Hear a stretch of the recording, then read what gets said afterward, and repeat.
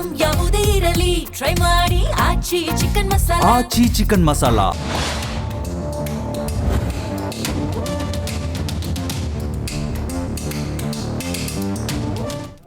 ನಮಸ್ಕಾರ, ಜಿ ಸಂವಾದಕ್ಕೆ ಸ್ವಾಗತ. ಕರ್ನಾಟಕದ ಬೈ ಎಲೆಕ್ಷನ್ ಹಾವಳಿ ಒಳಗೆ ಎರಡು ವಿಚಾರಗಳು ಸದ್ದಿಲ್ಲದೆ ಸೈಡಿಗೆ ಹೋಗಿತ್ತು. ಯಾವುದು ಅಂತ ನೋಡೋದಾದರೆ, ಒಂದು ಕುರ್ಚಿ ಕದನ, ಮತ್ತೊಂದು ಸಂಪುಟ ಪುನರ್ರಚನೆ. ಉಪಚುನಾವಣೆ ಆಗ್ತಾ ಇದ್ದಂತೆ ಆ ಎರಡು ವಿಚಾರಗಳು ಮತ್ತೆ ಗರಿಗೆದರಿದ ಹಾಗೆ ಕಾಣ್ತಾ ಇದೆ. ಹೌದು, ಸಂಪುಟ ಪುನರ್ರಚನೆಗೆ ಸಂಬಂಧಪಟ್ಟಂತೆ ಸಚಿವಾಕಾಂಕ್ಷಿಗಳು ತಮ್ಮದೇ ಆದಂಥ ಕಸರತ್ತನ್ನು ಆರಂಭ ಮಾಡಿದ್ದಾರೆ. ಮತ್ತೆ ಈ ಬೈ ಎಲೆಕ್ಷನ್ ಆಗ್ತಾ ಇದ್ದಂತೆ ಕುರ್ಚಿ ಕದನ, ಸಂಪುಟ ಪುನರ್ರಚನೆಯ ವಿಚಾರವನ್ನೇ ಮುಂದಿಟ್ಕೊಂಡು ರಾಜಕೀಯ ಮಾಡ್ತಾರಾ, ಅಭಿವೃದ್ಧಿಯತ್ತ ಕರ್ನಾಟಕದಲ್ಲಿ ಆಡಳಿತವನ್ನು ನಡೆಸ್ತಾ ಇರುವಂಥ ಕಾಂಗ್ರೆಸ್ ಗಮನ ಹರಿಸುತ್ತಾ? ಇದೆಲ್ಲದ್ರ ಬಗ್ಗೆ ಡೀಟೇಲ್ ಆಗಿ ಮಾತಾಡ್ತಾ ಹೋಗೋಣ. ನಾನು ದಿವ್ಯಶ್ರೀ.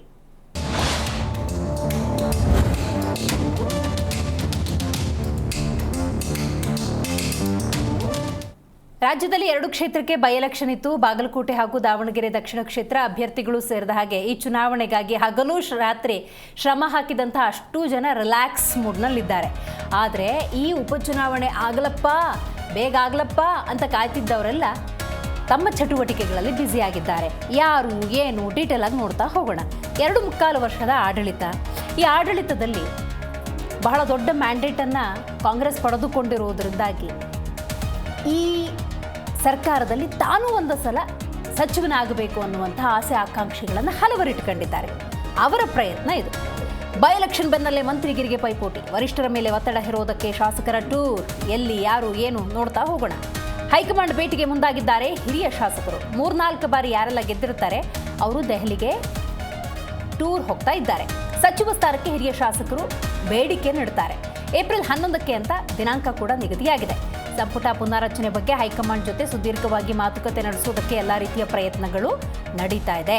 ಶಾಸಕರಿಗೆ ಸಿಎಂ ಸಿದ್ದರಾಮಯ್ಯ ಈಗಾಗಲೇ ಭರವಸೆಯನ್ನು ಕೊಟ್ಟಿದ್ರು. ಆ ಹಿನ್ನೆಲೆಯಲ್ಲಿ ಈ ಒಂದು ಟೂರ್ ರೈಟ್. ಸಂಪುಟ ಪುನರ್ರಚನೆ ಭರವಸೆಯನ್ನ ಸಿದ್ದರಾಮಯ್ಯನವರು ಸ್ವತಃ ನೀಡಿದ್ರು, ಅದನ್ನು ಉಲ್ಲೇಖ ಕೂಡ ಮಾಡಿದ್ರು. ಹಾಗಾಗಿ ಈಗ ಹೆಂಗೂ ಎಲೆಕ್ಷನ್ ಆಗೋಯ್ತಲ್ಲ, ಈಗ ನಮ್ಮ ಸ್ಥಾನದ ಕುರಿತಂತೆ ಗಮನ ಹರಿಸಿ ಅನ್ನುವಂಥ ನಿಟ್ಟಿನಲ್ಲಿ ಹೈಕಮಾಂಡ್ ಭೇಟಿಗೆ ಎಲ್ಲ ರೀತಿಯ ಪ್ರಯತ್ನವನ್ನು ಮಾಡ್ತಿರೋದು. ಬಟ್ ಹೈಕಮಾಂಡ್ ಬಹಳ ಬ್ಯುಸಿ ಆಗಿದೆ, ಇದನ್ನು ನಾವು ಅರ್ಥ ಮಾಡ್ಕೊಳ್ಬೇಕಾಗತ್ತೆ. ಚುನಾವಣೆಗಳು ನಡೀತಾ ಇರೋದ್ರಿಂದಾಗಿ ಈ ಪ್ರಯತ್ನಕ್ಕೆ ಅದೆಷ್ಟರ ಮಟ್ಟಿಗೆ ಗೌರವ ಕೊಡ್ತಾರೆ ಅಥವಾ ಪ್ರತಿಕ್ರಿಯೆ ಕೊಡ್ತಾರೆ ಕಾದು ನೋಡಬೇಕು. ಸೊ ಹಾಗಾಗಿ ಕುತೂಹಲ ಅಂತೂ ಖಂಡಿತವಾಗ್ಲೂ ಇದ್ದೇ ಇದೆ. ನಾನು ಆಗಲೇ ಉಲ್ಲೇಖ ಮಾಡಿದ ಹಾಗೆ ಕರ್ನಾಟಕದಲ್ಲಿ ಬಹಳ ದೊಡ್ಡ ಮ್ಯಾಂಡೇಟನ್ನು ಕಾಂಗ್ರೆಸ್ ಪಡ್ಕೊಂಡಿದೆ. 5 ವರ್ಷದ ಈ ಆಡಳಿತದಲ್ಲಿ ತಾನೂ ಒಂದ್ಸಲ ಸಚಿವರಾಗಬೇಕು ಅನ್ನುವಂಥ ಆಸೆ ಆಕಾಂಕ್ಷೆಗಳನ್ನು ಇಟ್ಕೊಳ್ಳೋದೇನು ತಪ್ಪು ಅಂತ ಹೇಳಲಾರೆ.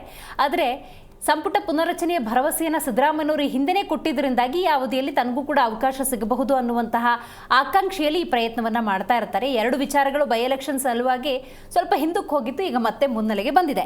ರೈಟ್, ಈ ಬಗ್ಗೆ ಮಾತಾಡಲಿಕ್ಕೆ ಮೊದಲನೇದಾಗಿ ನಮ್ಮ ಕಾರ್ಯಕ್ರಮದಲ್ಲಿ ಕಾಂಗ್ರೆಸ್ ವಕ್ತಾರರಾಗಿರುವಂಥ ದರ್ಶನ್ ಅವರಿದ್ದಾರೆ. ನಮಸ್ಕಾರ. ಬಿಜೆಪಿ ವಕ್ತಾರರಾಗಿರುವಂಥ ಯದುಕುಮಾರ್ ಗೌಡ್ರಿದ್ದಾರೆ. ನಮಸ್ಕಾರ. ಬೈ ಎಲೆಕ್ಷನ್ ಹಾವಳಿಯಲ್ಲಿ 2 ವಿಚಾರಗಳು ಸದ್ದಿಲ್ಲದೆ ಸೈಲೆಂಟ್ ಆಗಿದ್ಬಿಟ್ಟಿದ್ವು. ಒಂದು ಕುರ್ಚಿ ಕದನ, ಮಗದೊಂದು ಸಂಪುಟ ಪುನರ್ರಚನೆ. ಸಿದ್ದರಾಮಯ್ಯನವರು ಆಗಲೇ ಉಲ್ಲೇಖ ಮಾಡಿದ್ರು, ಸಂಪುಟ ಪುನರ್ರಚನೆ ಬಗ್ಗೆ ಒಂದಷ್ಟು ಹಿಂಟ್ ಕೂಡ ಕೊಟ್ಟಿದ್ರು. ಸಹಜ ಆಸೆ, ಅದನ್ನೇನು ತಪ್ಪು ಅಂತ ಹೇಳಲಾರೆ. ಬಟ್ ಆ ಪ್ರಯತ್ನಗಳು ಸ್ವಲ್ಪ ದೊಡ್ಡ ಮಟ್ಟದಲ್ಲಿ ಆಗ್ತಿದೆ ಅಂತ ಅನ್ಸುತ್ತೆ. ದೆಹಲಿಗೆ ಟೂರ್ ಹೊರಟಿದ್ದಾರೆ, ಏನು ಹೇಳ್ತಿರೋದ್ರ ಬಗ್ಗೆ ದರ್ಶನ್ ಅವರೇ? ನಮ್ಮ ಪಕ್ಷ ಅಧಿಕಾರಕ್ಕೆ ಬಂದ ದಿನದಿಂದ ಅನೇಕ ರಾಜಕೀಯ ಚರ್ಚೆಗಳು ಟಿ ವಿ ಮಾಧ್ಯಮಗಳಾಗಿರ್ಬೋದು ಅಥವಾ ಅನೇಕ ರಾಜಕೀಯ ಮುಖಂಡರುಗಳು ಮಾಡ್ತಾ ಇದ್ರು. ಅದು ಅನ್ಯ ಪಕ್ಷದವರಾಗಿರ್ಬೋದು ಅಥವಾ ನಮ್ಮ ಪಕ್ಷದವರೇ ಇರ್ಬೋದು. ನಾ ಯಾವುದನ್ನು ಅಲ್ಲಗಳಿಯೋದಕ್ಕೆ ಹೋಗೋದಿಲ್ಲ. ಆದರೆ ಹಾಗೆಯೇ ಮುಂದುವರಿತಾ ನಮ್ಮ ಲೋಕಸಭಾ ಚುನಾವಣೆ ಬಂತು, ದಿಗ್ವಿಜಯ ಸಾಧಿಸಿದ್ವಿ. ತದನಂತರ 3 ಉಪಚುನಾವಣೆ ಬೈ ಎಲೆಕ್ಷನ್ಸ್ ಬಂತು, ಅದರಲ್ಲೂ ದಿಗ್ವಿಜಯ ಸಾಧಿಸಿದ್ವಿ. ನೀವು ಸಮೇತ ಕೆಲವರ ಹೇಳಿಕೆ ಮೇಲೆ ಯಾವಾಗ ಕ್ರಾಂತಿ ಅಂತ ಸುಮಾರು 1.5 ವರ್ಷದಿಂದ ಕ್ರಾಂತಿಯನ್ನೇ ನೀವು ಕೇಳ್ತಾ ಬಂದ್ರಿ. ನಾನು ಶಾಂತವಾಗಿ ಉತ್ತರ ಕೊಡ್ತಾ ಬಂದೆ. ನಮ್ಮ ಸರ್ಕಾರ ಸದೃಢವಾಗಿರ್ತದೆ. ನಮ್ಮ ಹೈಕಮಾಂಡ್ ಯಾವ ನಿರ್ಧಾರವನ್ನು ತಗೊಳ್ತಾರೆ ಅದಕ್ಕೆ ಎಲ್ಲ ಶಾಸಕರು, ಮಂತ್ರಿಗಳು, ಮುಖ್ಯಮಂತ್ರಿಗಳು, KPCC ಅಧ್ಯಕ್ಷರು ಎಲ್ಲರೂ ಬದ್ಧರಾಗಿರ್ತಾರೆ ಅನ್ನುವಂಥ ಮಾಹಿತಿಯನ್ನು ಹೇಳಿದ್ದೆ. ಮತ್ತೆ 11ನೇ ತಾರೀಕು ಅನ್ನುವಂಥದ್ದನ್ನ ಉಲ್ಲೇಖ ಮಾಡಿದ್ರಿ. ನನಗಂತೂ ಖಂಡಿತವಾಗ್ಲೂ ಅದ್ರ ಬಗ್ಗೆ ಮಾಹಿತಿ ಇಲ್ಲ. 11ಕ್ಕೆ ಯಾರು ಹೋಗ್ತಾರೆ, ಯಾರು ಬರ್ತಾರೆ. ಆದರೆ ಇವತ್ತು ಮಾನ್ಯ ಮುಖ್ಯಮಂತ್ರಿಗಳು ದೆಹಲಿ ಪ್ರವಾಸ ಹೋಗಿರ್ತಕ್ಕಂಥದ್ದು ಕೆಲವರು ಕೇಂದ್ರ ಸಚಿವರನ್ನ ಭೇಟಿಯಾಗುವಂಥ ಉದ್ದೇಶ, ಹಾಗೆಯೇ ನಮ್ಮದು ಕಾಂಗ್ರೆಸ್ ವರ್ಕಿಂಗ್ ಕಮಿಟಿಯ ಮೀಟಿಂಗ್ ಇದ್ದ ಕಾರಣ. ಯಾಕೆಂದರೆ ಚುನಾವಣಾ ನಮ್ಮದು ಕರ್ನಾಟಕದ 2 ಬೈ ಎಲೆಕ್ಷನ್ ಮುಗಿದಿದೆ. ಆದರೆ ನಮಗೆ ಇನ್ನೂ ಅನೇಕ ಜವಾಬ್ದಾರಿ ಇದೆ. ಒಂದು ವೆಸ್ಟ್ ಬೆಂಗಾಲ್ ಚುನಾವಣೆ ಇರ್ಬೋದು ಅಥವಾ ತಮಿಳುನಾಡು ಚುನಾವಣೆ ಇರ್ಬೋದು. ಖಂಡಿತವಾಗ್ಲೂ ಅಲ್ಲೆಲ್ಲ ನಾವು ಜಯವನ್ನು ಗಳಿಸ್ತೀವಿ ಅನ್ನುವಂಥ ದೃಢವಾದ ವಿಶ್ವಾಸ ವಿಶ್ವಾಸ ಇದೆ. ಅದಕ್ಕೆ ನಾವು ಸರಿಯಾದಂಥ ತಯಾರಿ ಮಾಡಿಕೊಳ್ಳೇಬೇಕಾಗ್ತದೆ. ಚುನಾವಣೆಗಳು ಬಂದಾಗ ನಾವೊಂದು ರಾಷ್ಟ್ರೀಯ ಪಕ್ಷವಾಗಿ ಅಲ್ಲಿ ಗೆಲುವನ್ನು ಸಾಧಿಸುವಂಥದ್ದು ನಮ್ಮ ಮುಖ್ಯ ಉದ್ದೇಶ ಆಗಿರ್ತದೆ. ಹಾಗಾಗಿ ಇನ್ ಕೇಸ್ ದೆಹಲಿ ಅಂದ್ರೂ ಸಮೇತ ಹೈಕಮಾಂಡ್ ನಾಯಕರೆಲ್ಲ ಚುನಾವಣಾ ಪ್ರಚಾರಗಳಿಗೆ ಹೋಗಿರ್ತಾರೆ ಅನ್ನುವಂಥ ಭಾವನೆ ಇದೆ. ಸೊ ಹಾಗಾಗಿ ಈಗ ಸದ್ಯಕ್ಕೆ ಆ ರೀತಿಯಾದಂಥ ಗರಿಗೆದರಿದ ವಿಶೇಷವಾದಂಥ ಸಂದರ್ಭ ಅಥವಾ ಚರ್ಚೆ ಅವಶ್ಯಕತೆ ಇಲ್ಲ ಅನ್ನುವಂಥದ್ದು ನನ್ನ ಭಾವನೆ. ಆದರೆ ಕಾಂಗ್ರೆಸ್ ಪಕ್ಷದ ಯಾವುದೇ ನಿಲುವುಗಳು ಹೈಕಮಾಂಡ್ ಏನು ತಗೊಳ್ತದೆ ಅದನ್ನು ಕಾರ್ಯಕರ್ತರ ಆದಿಯಾಗಿ ನಮ್ಮ ಪಕ್ಷದ ಸರ್ವೋಚ್ಚ ನಾಯಕರೆಲ್ಲರೂ ಕೇಳ್ತಾರೆ. ಅದು ನಮ್ಮ ಪದ್ಧತಿ ಹಿಂದಿನಿಂದಲೂ ಮುಂದುವರಿಸ್ಕೊಂಡು ಬಂದಿದ್ದೀವಿ ಮೇಡಮ್. ಈಗ ಆ ರೀತಿಯಾದಂಥ ಯಾವುದೇ ಗೊಂದಲಗಳು ಸದ್ಯಕ್ಕಿಲ್ಲ.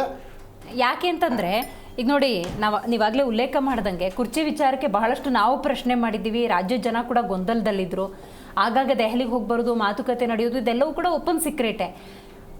ಇಂಥ ಎಲ್ಲ ಸಂದರ್ಭಗಳು ಕೂಡ ಹೈಕಮಾಂಡ್ ಅಂಥದ್ದೇನು ರಿಯಾಕ್ಟ್ ಮಾಡಿಲ್ಲ. ಈಗ ಸ್ವತಃ ಹೈಕಮಾಂಡ್ ಬ್ಯುಸಿಯಾಗಿದೆ. ಒಂದು ಪಕ್ಷ ಈ ದೆಹಲಿ ಭೇಟಿಗಳಾದರೆ ಈಗ ನೋಡಿ, ಗೋಪಾಲ್ ಕೃಷ್ಣ ಅವ್ರು ಇರ್ಬೋದು, ಪಾಟೀಲ್ ಅವ್ರು ಇರ್ಬೋದು, ರಘುಮೂರ್ತಿ ಇರ್ಬೋದು, ಮಹಾಂತೇಶ್ ಕೌಜಲಗಿ ಇರ್ಬೋದು, ಹ್ಯಾರಿಸ್ ಅವ್ರು ಇರ್ಬೋದು, ಹೀಗೆ ಬಹಳಷ್ಟು ಮಂದಿ ಹೋಗ್ತಾ ಇದ್ದಾರೆ. ಈಗ ಅವ್ರ ಬೇಡಿಕೆ ಇಟ್ಕೊಂಡು ಹೋದರೂ ಕೂಡ ಅದನ್ನು ಕೂತು ವಿಚಾರಿಸುವಷ್ಟು ಸಮಯ ಇದೆಯಾ ಹೈಕಮಾಂಡ್ಗೆ?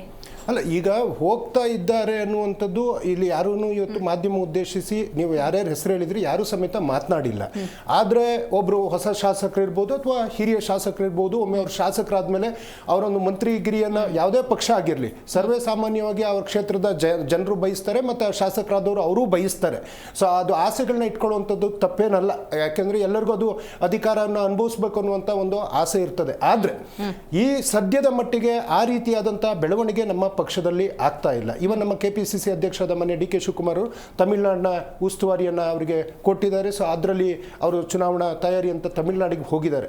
ಒಟ್ಟಾರೆಯಾಗಿ ಇವತ್ತಿನ ಚರ್ಚೆ ಏನಿದ್ರು ಸೊ ಅದು ನೋಡ್ಬೇಕು. ಈಗ 11 ಬರಬೇಕು. ಯಾಕೆಂದ್ರೆ ನೀವು ಪ್ರತಿ ಬಾರಿ ಒಂದೊಂದು ಪಟ್ಟುಗಳನ್ನ ಹಿಂಗಿಟ್ಟಾಗ್ಲೂ ನಾವು ಹೇಳ್ತಾ ಇರ್ತೀವಿ, ಕಾದು ನೋಡಿ ಹೈಕಮಾಂಡ್ ಏನು ಹೇಳ್ತದೆ, ಸೊ ಆ ಪ್ರಕಾರ ನಾವು ನಡ್ಕೊಳ್ತೀವಿ ಅನ್ನೋಂಥ ಸರ್ವೇ ಸಾಮಾನ್ಯ ಉತ್ತರವನ್ನು ನಾನು ಹೇಳ್ಬೋದು ಅಷ್ಟೇ ಮೇಡಮ್. ರೈಟ್. ಯದುಕುಮಾರ್ ಗೌಡ್ರೆ, ನೀವು ಹೇಳಬೇಕು, ಸಂಪುಟ ಪುನರಚನೆ, ಕುರ್ಚಿ ಕದನ ಅಂತಾನೆ ಸಮಯ ಹೋಗುತ್ತಾ ಅಥವಾ ಅಭಿವೃದ್ಧಿಯತ್ತ ಬೈ ಎಲೆಕ್ಷನ್ ಆದ್ಮೇಲೆ ಆದರೂ ಕೂಡ ಕರ್ನಾಟಕದಲ್ಲಿ ಆಡಳಿತ ನಡೆಸ್ತಾ ಇರುವಂತ ಕಾಂಗ್ರೆಸ್ ಗಮನ ಹರಿಸುತ್ತಾ?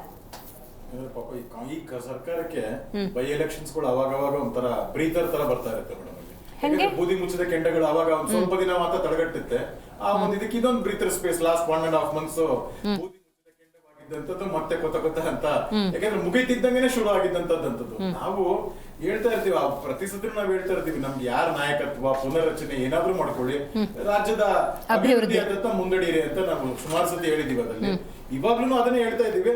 ನೋಡಿ, ಇವಾಗ ನಿನ್ನೆ ತಾನೇ ಮುಗಿದಿದ ತಕ್ಷಣ ಇವತ್ತು ಮೊದಲನೇ ಇದನ್ನೇ ಸುದ್ದಿನೇ ನಾಯಕತ್ವ ಅಂತ ಬಂದಿದಂತದ್ದು. ಈಗ ಇಷ್ಟು ರಾಜ್ಯಗಳ ದೊಡ್ಡ ರಾಜ್ಯಗಳ ಚುನಾವಣೆ ನಡೀತಾ ಇರ್ಬೇಕಾದಾಗ್ಲೇನೆ ಇವರದೇ ಆದಂತ ಕುರ್ಚಿ ಚಿಂತೆ.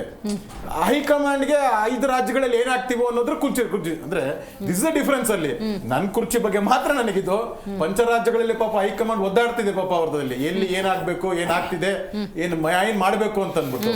ಅಸ್ಸಾಂ ಒಂದು ಆಗ್ಲೇ ಕೈ ಬಿಟ್ಟಾಗಿದ್ದಂತದ್ದು ಆಗ್ಬಿಟ್ಟಿದೆ ಆಗ್ಲೇನೆ. ಈ ತರದ್ದೆಲ್ಲ ದೊಡ್ಡ ಇದಿರ್ಬೇಕಾದಾಗ ಇವ್ರು ಮತ್ತೆ ಅದನ್ನೇ ತಗೊಳ್ಳೋಂಗುವಂಥದ್ದು.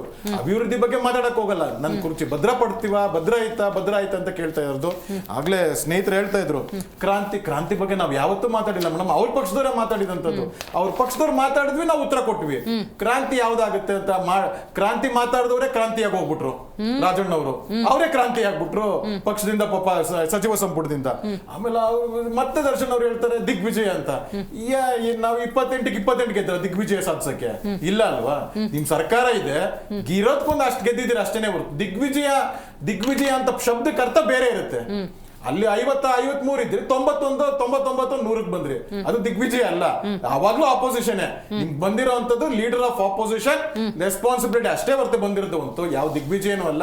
ಆ ದಿಗ್ವಿಜಯನ ನಿಮಗೂ ನೆಕ್ಸ್ಟ್ 2028 ಚುನಾವಣೆಯಲ್ಲಿ ಒಂದು ಪಕ್ಷ 135+ ಬಂದ್ರೆ ನೀವು ದಿಗ್ವಿಜಯ ಅಂತೆಲ್ಲ ಹೇಳಬಾರ್ದಂಗಾದ್ರೆ.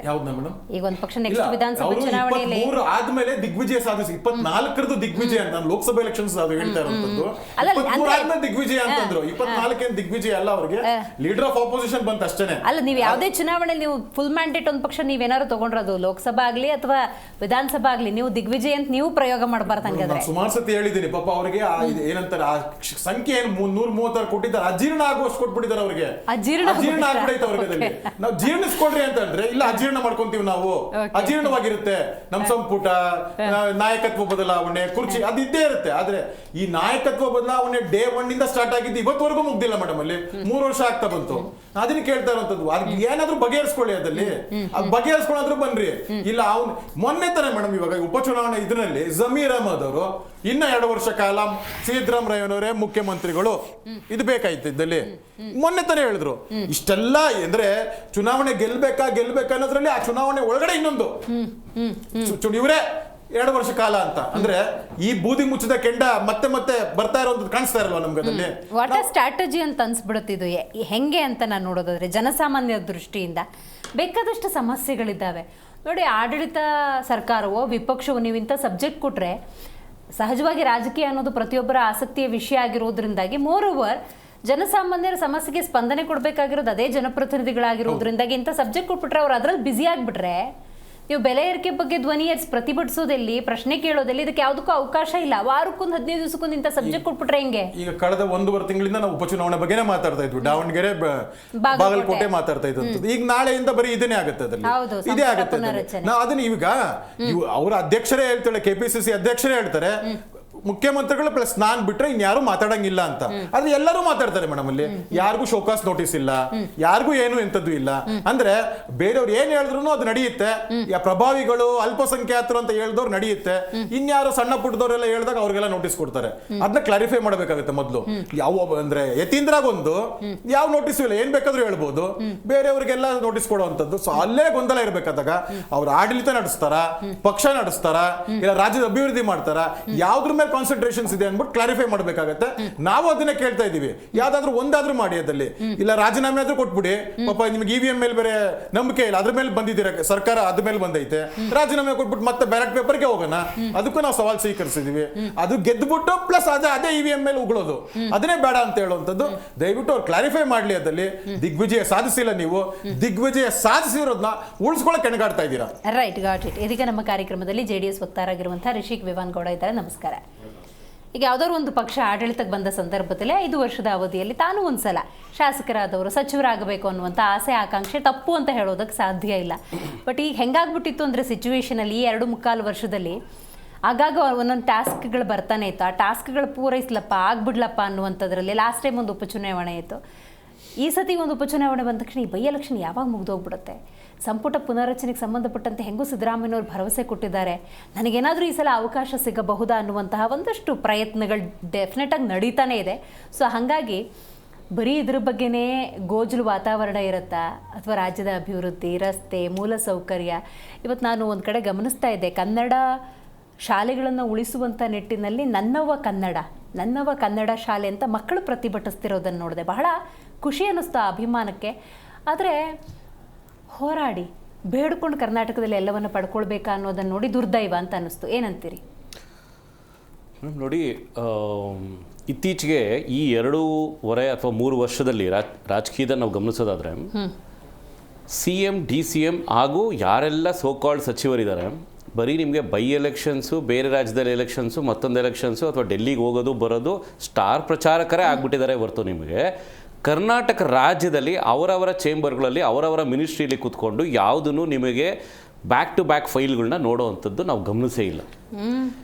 ಇಲ್ಲಿವರೆಗೂ ನಾವು ಗಮನಿಸಿರುವಂಥದ್ದಲ್ಲಿ ಹಂಗೆ ನಡೀತಾ ಇದೆ ರಾಜ್ಯ ನಡೀತಾ ಇದೆ. ಯಾಕೆ ಬರೀ ಗ್ಯಾರಂಟಿ ಅಷ್ಟೇ ಅಲ್ವಾ? ಗ್ಯಾರಂಟಿ ಅದು ನಿಮಗೆ DBT ಆಪ್ಷನ್ ಅಲ್ಲಿ ಇದೆ, ಅದ್ರ ಪಾಡಗ ಅದು ಹೋಗ್ತಾ ಇರುತ್ತೆ.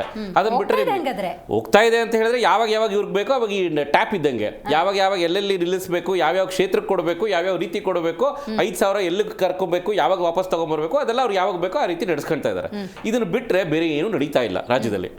ಇನ್ನು ನಾನು ಸನ್ಮಾನ್ಯ DK ಶಿವಕುಮಾರ್ ಅವರಿಗೆ ತಮ್ಮ ಮಾಧ್ಯಮ ಮುಖ್ಯಮಂತ್ರಿ ಡೈರೆಕ್ಟಾಗಿ ಕೇಳ್ತೀನಿ, ನೋಡಿ ನೀವು ಯುವರ್ ಎ ಹ್ಯೂಮನ್ ಬೀಯಿಂಗ್, ಸಾಕಷ್ಟು ನಿಮಗೆ ಕೆಲಸಗಳಿದೆ, ನಿಮಗೆ ಪಕ್ಷದ KPCC ಪ್ರೆಸಿಡೆಂಟ್ ಆಗಿದ್ದೀರಿ, ನಿಮ್ಮದು ವೈಯಕ್ತಿಕ ಪಾರ್ಟಿ ವಿಚಾರ ನಾವು ತಲೆ ತೂಗಿಸಲ್ಲ. ಆದರೆ ಈಗ ನೀವು ಬೆಂಗಳೂರು ಉಸ್ತುವಾರಿ ಸಚಿವರು, ಸಣ್ಣ ನೀರಾವರಿ ಸಚಿವರು, ಪ್ಲಸ್ ನೀವು ಇಷ್ಟೆಲ್ಲ ಜವಾಬ್ದಾರಿಗಳನ್ನ ತಗೋಬೇಕಾದ್ರೆ ನೀವು ಬರೀ ಎಲೆಕ್ಷನ್ಸ್ಗಳನ್ನೇ ಮಾಡ್ಕೊಂಡು ಓಡಾಡ್ತಾ ಇದ್ರೆ ಬ್ಯಾಂಗ್ಳೂರ್ನ ನೋಡೋರು ಯಾರು ಸ್ವಾಮಿ? ಕರ್ನಾಟಕನ ನೋಡೋರು ಯಾರು? ಇವತ್ತು ಬ್ಯಾಂಗ್ಳೂರಲ್ಲಿ ಯಾವ ರೀತಿ ಆಗ್ಬಿಟ್ಟಿದೆ ಅಂತಂದ್ರೆ ಟ್ರಾಫಿಕ್ ನಿಮಗೆ ಅದನ್ನ ಸಮಸ್ಯೆ ಬಗೆಹರಿಸೋರು ಯಾರು? ಇವತ್ತು ನಾವು ಯಾವ ರೀತಿ ಟ್ರಾಫಿಕಲ್ಲಿ ಇರ್ಬೇಕಾದ್ರೆ ಬೇಡ್ಕೋಬೇಕು ಅಂತ ಹೇಳಿದ್ರೆ ಯಾವ್ದಾರ ಒಂದು ಆಂಬ್ಯುಲೆನ್ಸ್ ಬಂದ್ರೆ ಪಾಪ ಆಂಬ್ಯುಲೆನ್ಸ್ ಅಲ್ಲಿ ಇರೋರು ಜೀವ ಉಳಿಸ್ಲಿ ಅಂತ ನಾವು ಬೇಡ್ಕೊಳ್ಳೋದು ಒಂದು ಕಡೆ ಆದ್ರೆ, ಸದ್ಯ ಯಾವುದೋ ಒಂದು ಆಂಬ್ಯುಲೆನ್ಸ್ ಬಂತಲ್ಲ ಅದರಿಂದ ನಾವು ಹೋಗ್ಬಿಡ್ಬೋದಾ ಅನ್ನೋ ರೀತಿಲಿ ಬ್ಯಾಂಗ್ಳೂರಲ್ಲಿ ಇರುವಂತವ್ರು ಪ್ರಾಕ್ಟಿಕಲ್ ನಾನು ಹೇಳ್ತಾ ಇರುವಂಥದ್ದು ಈ ರೀತಿ ಬಂದ್ಬಿಟ್ಟಿದೆ ಜೀವನ. ಇನ್ನ ಬೇರೆ ಬೇರೆ ಎಲ್ಲ ಕ್ಯಾಬಿನೆಟ್ ಮಿನಿಸ್ಟ್ರಿಗಳನ್ನ ನಾನು ಕೆಳಕ್ಕೆ ಬಯಸುವಂಥದ್ದು, ಇತ್ತೀಚೆಗೆ ಪ್ರಸ್ತುತ ವಿದ್ಯಮಾನಗಳನ್ನ ನಾವು ಗಮನಿಸೋದಾದ್ರೆ ಸನ್ಮಾನ್ಯ ಮುನಿಯಪ್ಪ ಅವರು 120 ರೂಪಾಯಿ ನಿಮಗೆ ಚಾರ್ಜ್ ಮಾಡ್ತಾ ಇದ್ದಾರೆ 1 ಲೀಟ್ರ್ LPG ಗೆ ಆಟೋದವ್ರಿಗೆ ಅಂತಂದ್ರೆ ಅದಕ್ಕೂ ಕೇಂದ್ರ ಸರ್ಕಾರದವರೇ ಬರ್ಬೇಕೇನ್ರಿ? ನಿಮ್ಮ ಅಂಡರ್ ಕಂಟ್ರೋಲ್ ಇಲ್ವಾ? 120 ರೂಪಾಯಿನ 60 ರೂಪಾಯಿ ಕೊಡಿಸೋದು ಅಥವಾ 70 ರೂಪಾಯಿ ಕೊಡಿಸೋದು? 77 ರೂಪಾಯಿ 84 ಪೈಸೆ ಕೊಡ್ಬೇಕು ಆಕ್ಚುಲಿ ಅಲ್ವಾ? ಅದನ್ನ 120 ರೂಪಾಯಿ ಯಾಕೆ ಇಸ್ಕೊಂತಾ ಇದ್ದಾರೆ? ಸೊ ಹಾಗಾದ್ರೆ 120 ರೂಪಾಯಲ್ಲಿ ಇವ್ರಿಗೆ ಎಷ್ಟು ಹೋಗ್ತಾ ಇದೆ? ಹಾಗಾದ್ರೆ 120 ರೂಪಾಯಿನ ನೀವು ಕಂಟ್ರೋಲ್ ಮಾಡೋಕ್ಕಾಗ್ತಾ ಇಲ್ಲ, ಕಡಿವಾಣ ಮಾಡೋಕ್ಕಾಗ್ತಾ ಇಲ್ಲ. ಅದು ಏನು ನಿಮ್ಗೇನೋ ಕಾಳ ಸಂತೆಯಲ್ಲಿ ಕಣ್ಣು ಕಾಣಿಸ್ತಾರೆ ಮಧ್ಯರಾತ್ರಿಲಿ ಎಲ್ಲೋ ಔಚಿಟ್ಕೊಂಡು ಕೊಟ್ಬಿಟ್ರು ಅಂತ ಏನಿಲ್ಲ. ನಿಮ್ಗೆ ಕುಲ್ಲ ನಿಮ್ಗೆ ಅವ್ರು ಹೇಳ್ತಾ ಇದಾರೆ 120 ರೂಪಾಯಿ ಕೊಟ್ಟರೆ ನಿಮ್ಗೆ ಕೊಡ್ತೀವಿ, ಇಲ್ಲಾಂದ್ರೆ ಕೊಡಲ್ಲ ಅಂತ ಹೇಳ್ತಾ ಇದಾರೆ. ಈ 120 ರೂಪಾಯಿನ ಸ್ಟಾಪ್ ಮಾಡೋರು ಯಾರು? ಇನ್ನ ಒಂದು ರೆಸ್ಪಾನ್ಸಿಬಲ್ ಮಿನಿಸ್ಟರ್ ಆಗ್ಬಿಟ್ಟವರು ಹೇಳ್ಬೇಕಾಗಿರುವಂತದ್ದೇನು? ಕೇಂದ್ರ ಸರ್ಕಾರ ಕೊಡ್ಲಿಲ್ವಂತೆ. ಈಗ ಇವತ್ತು ಸ್ಟೇಟ್ಮೆಂಟ್ ಏನ್ ಹೇಳ್ತಾರೆ? ಇಲ್ಲ ಪರವಾಗಿಲ್ಲ, ಕಮರ್ಷಿಯಲ್ ಒಂಚೂರು ಪರವಾಗಿಲ್ಲ, ಆದ್ರೆ ನಿಮ್ಗೆ ಆಟೋದವ್ರದ್ದು ಒಂಚೂರು ಸಮಸ್ಯೆ ಇದೆ ಅಂತ ಹೇಳ್ತಾ ಇದಾರೆ. ಅಲ್ಲ ರೀ, ಒಂದು ಜವಾಬ್ದಾರಿ ಇರುವಂತ ಮಿನಿಸ್ಟ್ರಿ ಇರುವಂತವ್ರು ಅಂಕೆ ಸಂಖ್ಯೆಗಳು ಇಟ್ಕೊಂಡು ಮಾತಾಡ್ಬೇಕು. ನೀವು ಕೇಂದ್ರ ಸರ್ಕಾರದಿಂದ ಎಷ್ಟು ಬರಬೇಕು, ನಮಗೆ ಎಷ್ಟಿದೆ ಇಲ್ಲಿ ಪೆಂಡಿಂಗು, ಅಥವಾ ಎಷ್ಟು ಯೂಸರ್ಸ್ ಇದ್ದಾರೆ, 120 ರೂಪಾಯಿ ಯಾಕಾಗಿದೆ, ಇದ್ರ ಬಗ್ಗೆ ನೀವು ಮಾತಾಡಬೇಕು. ಅದನ್ನ ಬಿಟ್ಬಿಟ್ಟು ನೀವು ಸುಮ್ಮನೆ ಕೇಂದ್ರ ಸರ್ಕಾರ ಅಂತಂದ್ರೆ that means you are failure. ನೀವು as a minister you are a failure. ಇನ್ನ ನೆಕ್ಸ್ಟ್ ಇರೋದು ನಾವು ರೆವಿನ್ಯೂ ಮಿನಿಸ್ಟ್ರಿ ತಗೊಂಬರೋಣ. ಇವತ್ತಿನವರೆಗೂ ಒಂದು ಖಾತೆಗಳಾಗ್ತಾ ಇಲ್ಲ. ಆಮೇಲೆ ಅತಿ ಹೆಚ್ಚು ಲೋಕಾಯುಕ್ತ ರೈಡ್ಗಳು ತಾವು ಗಮನಿಸಿದ್ರೆ ಮಾಧ್ಯಮದಲ್ಲಿ, ತಮ್ಮ ಮಾಧ್ಯಮದಲ್ಲಿ ನೋಡುವಂಥದ್ದು, ಖಾತೆ ಬದಲಾವಣೆಗೆ 1 ಲಕ್ಷ ಕೇಳ್ತಾವನೆ, 2 ಲಕ್ಷ ಕೇಳ್ತಾವನೆ, 5 ಲಕ್ಷ ಕೇಳ್ತಾ ಇದ್ದಾನೆ ಅಂತ ಅಂದ್ಬಿಟ್ಟು ಬರೀ ಇವೇ ನೋಡ್ತಾ ಇರೋದು ನಾವು. ಅಂದ್ರೆ ಅದ್ರ ಅರ್ಥ ಏನು? ರೆವಿನ್ಯೂ ಮಿನಿಸ್ಟ್ರಲ್ಲಿ ಸನ್ಮಾನ್ಯ ಕೃಷ್ಣ ಬೈರಾಗ್ ಅವರೇ ದಯಮಾಡಿ ಕೇಳಿಸ್ಕೊಳ್ಳಿ, ತಮ್ಮ ಮಿನಿಸ್ಟ್ರಿಯಲ್ಲಿ ತಾವು ಹೇಳ್ಬಿಡ್ತೀರಾ ಆಟೋಮೆಟಿಕ್ ಆಗಿ ಏನೋ ಖಾತೆ ಆಗೋಗ್ಬಿಡುತ್ತೆ ಮತ್ತದು ಅಂತ. ಯಾವ ಖಾತೆನೂ ಆಗ್ತಾ ಇಲ್ಲ ಸ್ವಾಮಿ. ಟೇಬಲ್ ಟು ಟೇಬಲ್ ಸುಮ್ಮನೆ ಒಂದು 30-40 ಸೈಟ್ ಒಂದು ಖಾತೆ ಆಗಬೇಕು ಅಂದ್ರೆ ಮಿನಿಮಮ್ 50ರಿಂದ 1 ಲಕ್ಷ ಕೊಡಬೇಕು, ಬೇಸಿಕ್. ಇದು ನಡೀತಾ ಇರುವಂಥದ್ದು ಇವ್ರ ಅಂಡರ್ ಮಿನಿಸ್ಟ್ರಿಯಲ್ಲಿ. ಇದೇ ರೀತಿ ನಾನು ಪ್ರತಿಯೊಂದು ಮಿನಿಸ್ಟ್ರಿನೂ ಹೇಳ್ತಾ ಹೋಗಕ್ಕೆ ಹೋದ್ರೆ, ಇನ್ನು ಸನ್ಮಾನ್ಯ ಪರಮೇಶ್ವರ್ ಅವರು ಗೃಹ ಇಲಾಖೆಯವರು, ಗೃಹ ಇಲಾಖೆ ಎಷ್ಟು ಅಧ್ವಾನ ಆಗೋಗ್ಬಿಟ್ಟಿದೆ ಅಂತ ಹೇಳಿದ್ರೆ ನಿಮಗೆ, ಬೇರೆ ರಾಜ್ಯದವ್ರು ಬರ್ತಾರೆ ಇಲ್ಲಿರುವಂಥ ಡ್ರಗ್ಸ್ಗಳು ಹಿಡ್ಕೊಳ್ಳೋಕ್ಕೆ. ಇತ್ತೀಚೆಗೆ ದೇವನಹಳ್ಳಿ, ನಾನು ಕೂಡ ಸ್ವತಃ ನನ್ನ ಕಣ್ಣಾರೆ ನೋಡಿರುವಂಥದ್ದು, ದೇವನಹಳ್ಳಿ ಸ್ಟೇಷನ್ ಉದ್ಘಾಟನೆ ಅಂತ ಅಂದ್ಬಿಟ್ಟು ಮೊನ್ನೆ ಬಂದಿದ್ರು ಪರಮೇಶ್ವರ್ ಅವರು.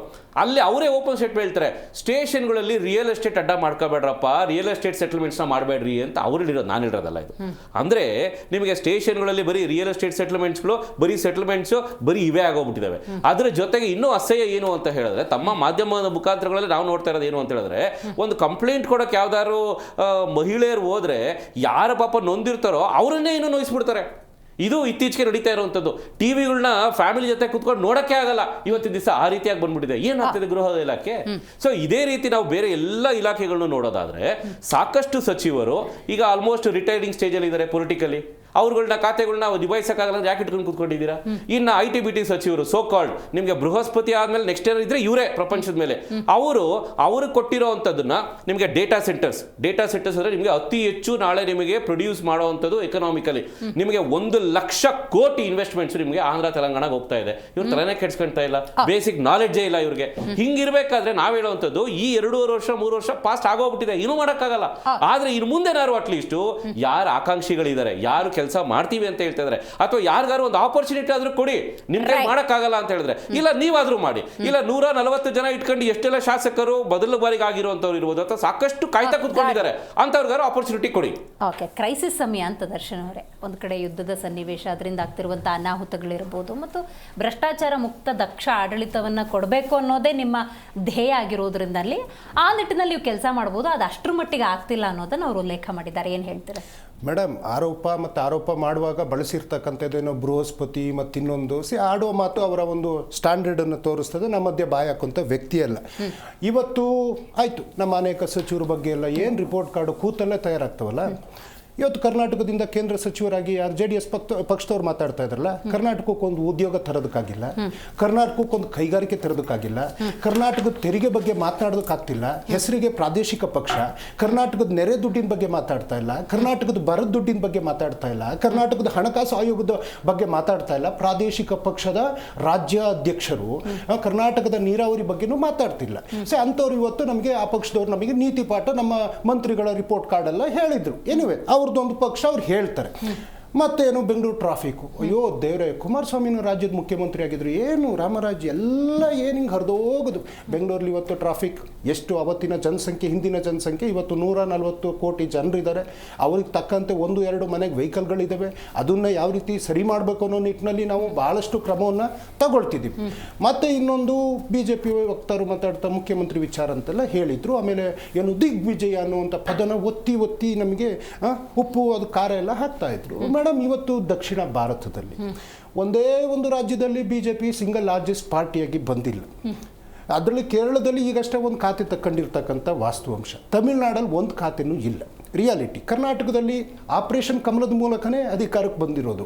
ಆದರೆ ಇವತ್ತು ನಾವು 3 ಬೈ ಎಲೆಕ್ಷನ್ ಅಂತಂದರೆ 2 ಜನ ಮಾಜಿ ಮುಖ್ಯಮಂತ್ರಿಗಳ ಮಕ್ಕಳನ್ನ ಸೋಲಿಸಿದ್ದೀವಿ ಅಂತಂದರೆ ಅಲ್ಲಿ ಮಾಜಿ ಪ್ರಧಾನಿಗಳು ಹೋಗಿದ್ರು, ಕೇಂದ್ರ ಸಚಿವರುಗಳಿದ್ರು, ಎಲ್ಲಾದರೂ ಗೆಲ್ಲಬೇಕಿತ್ತಲ್ಲ.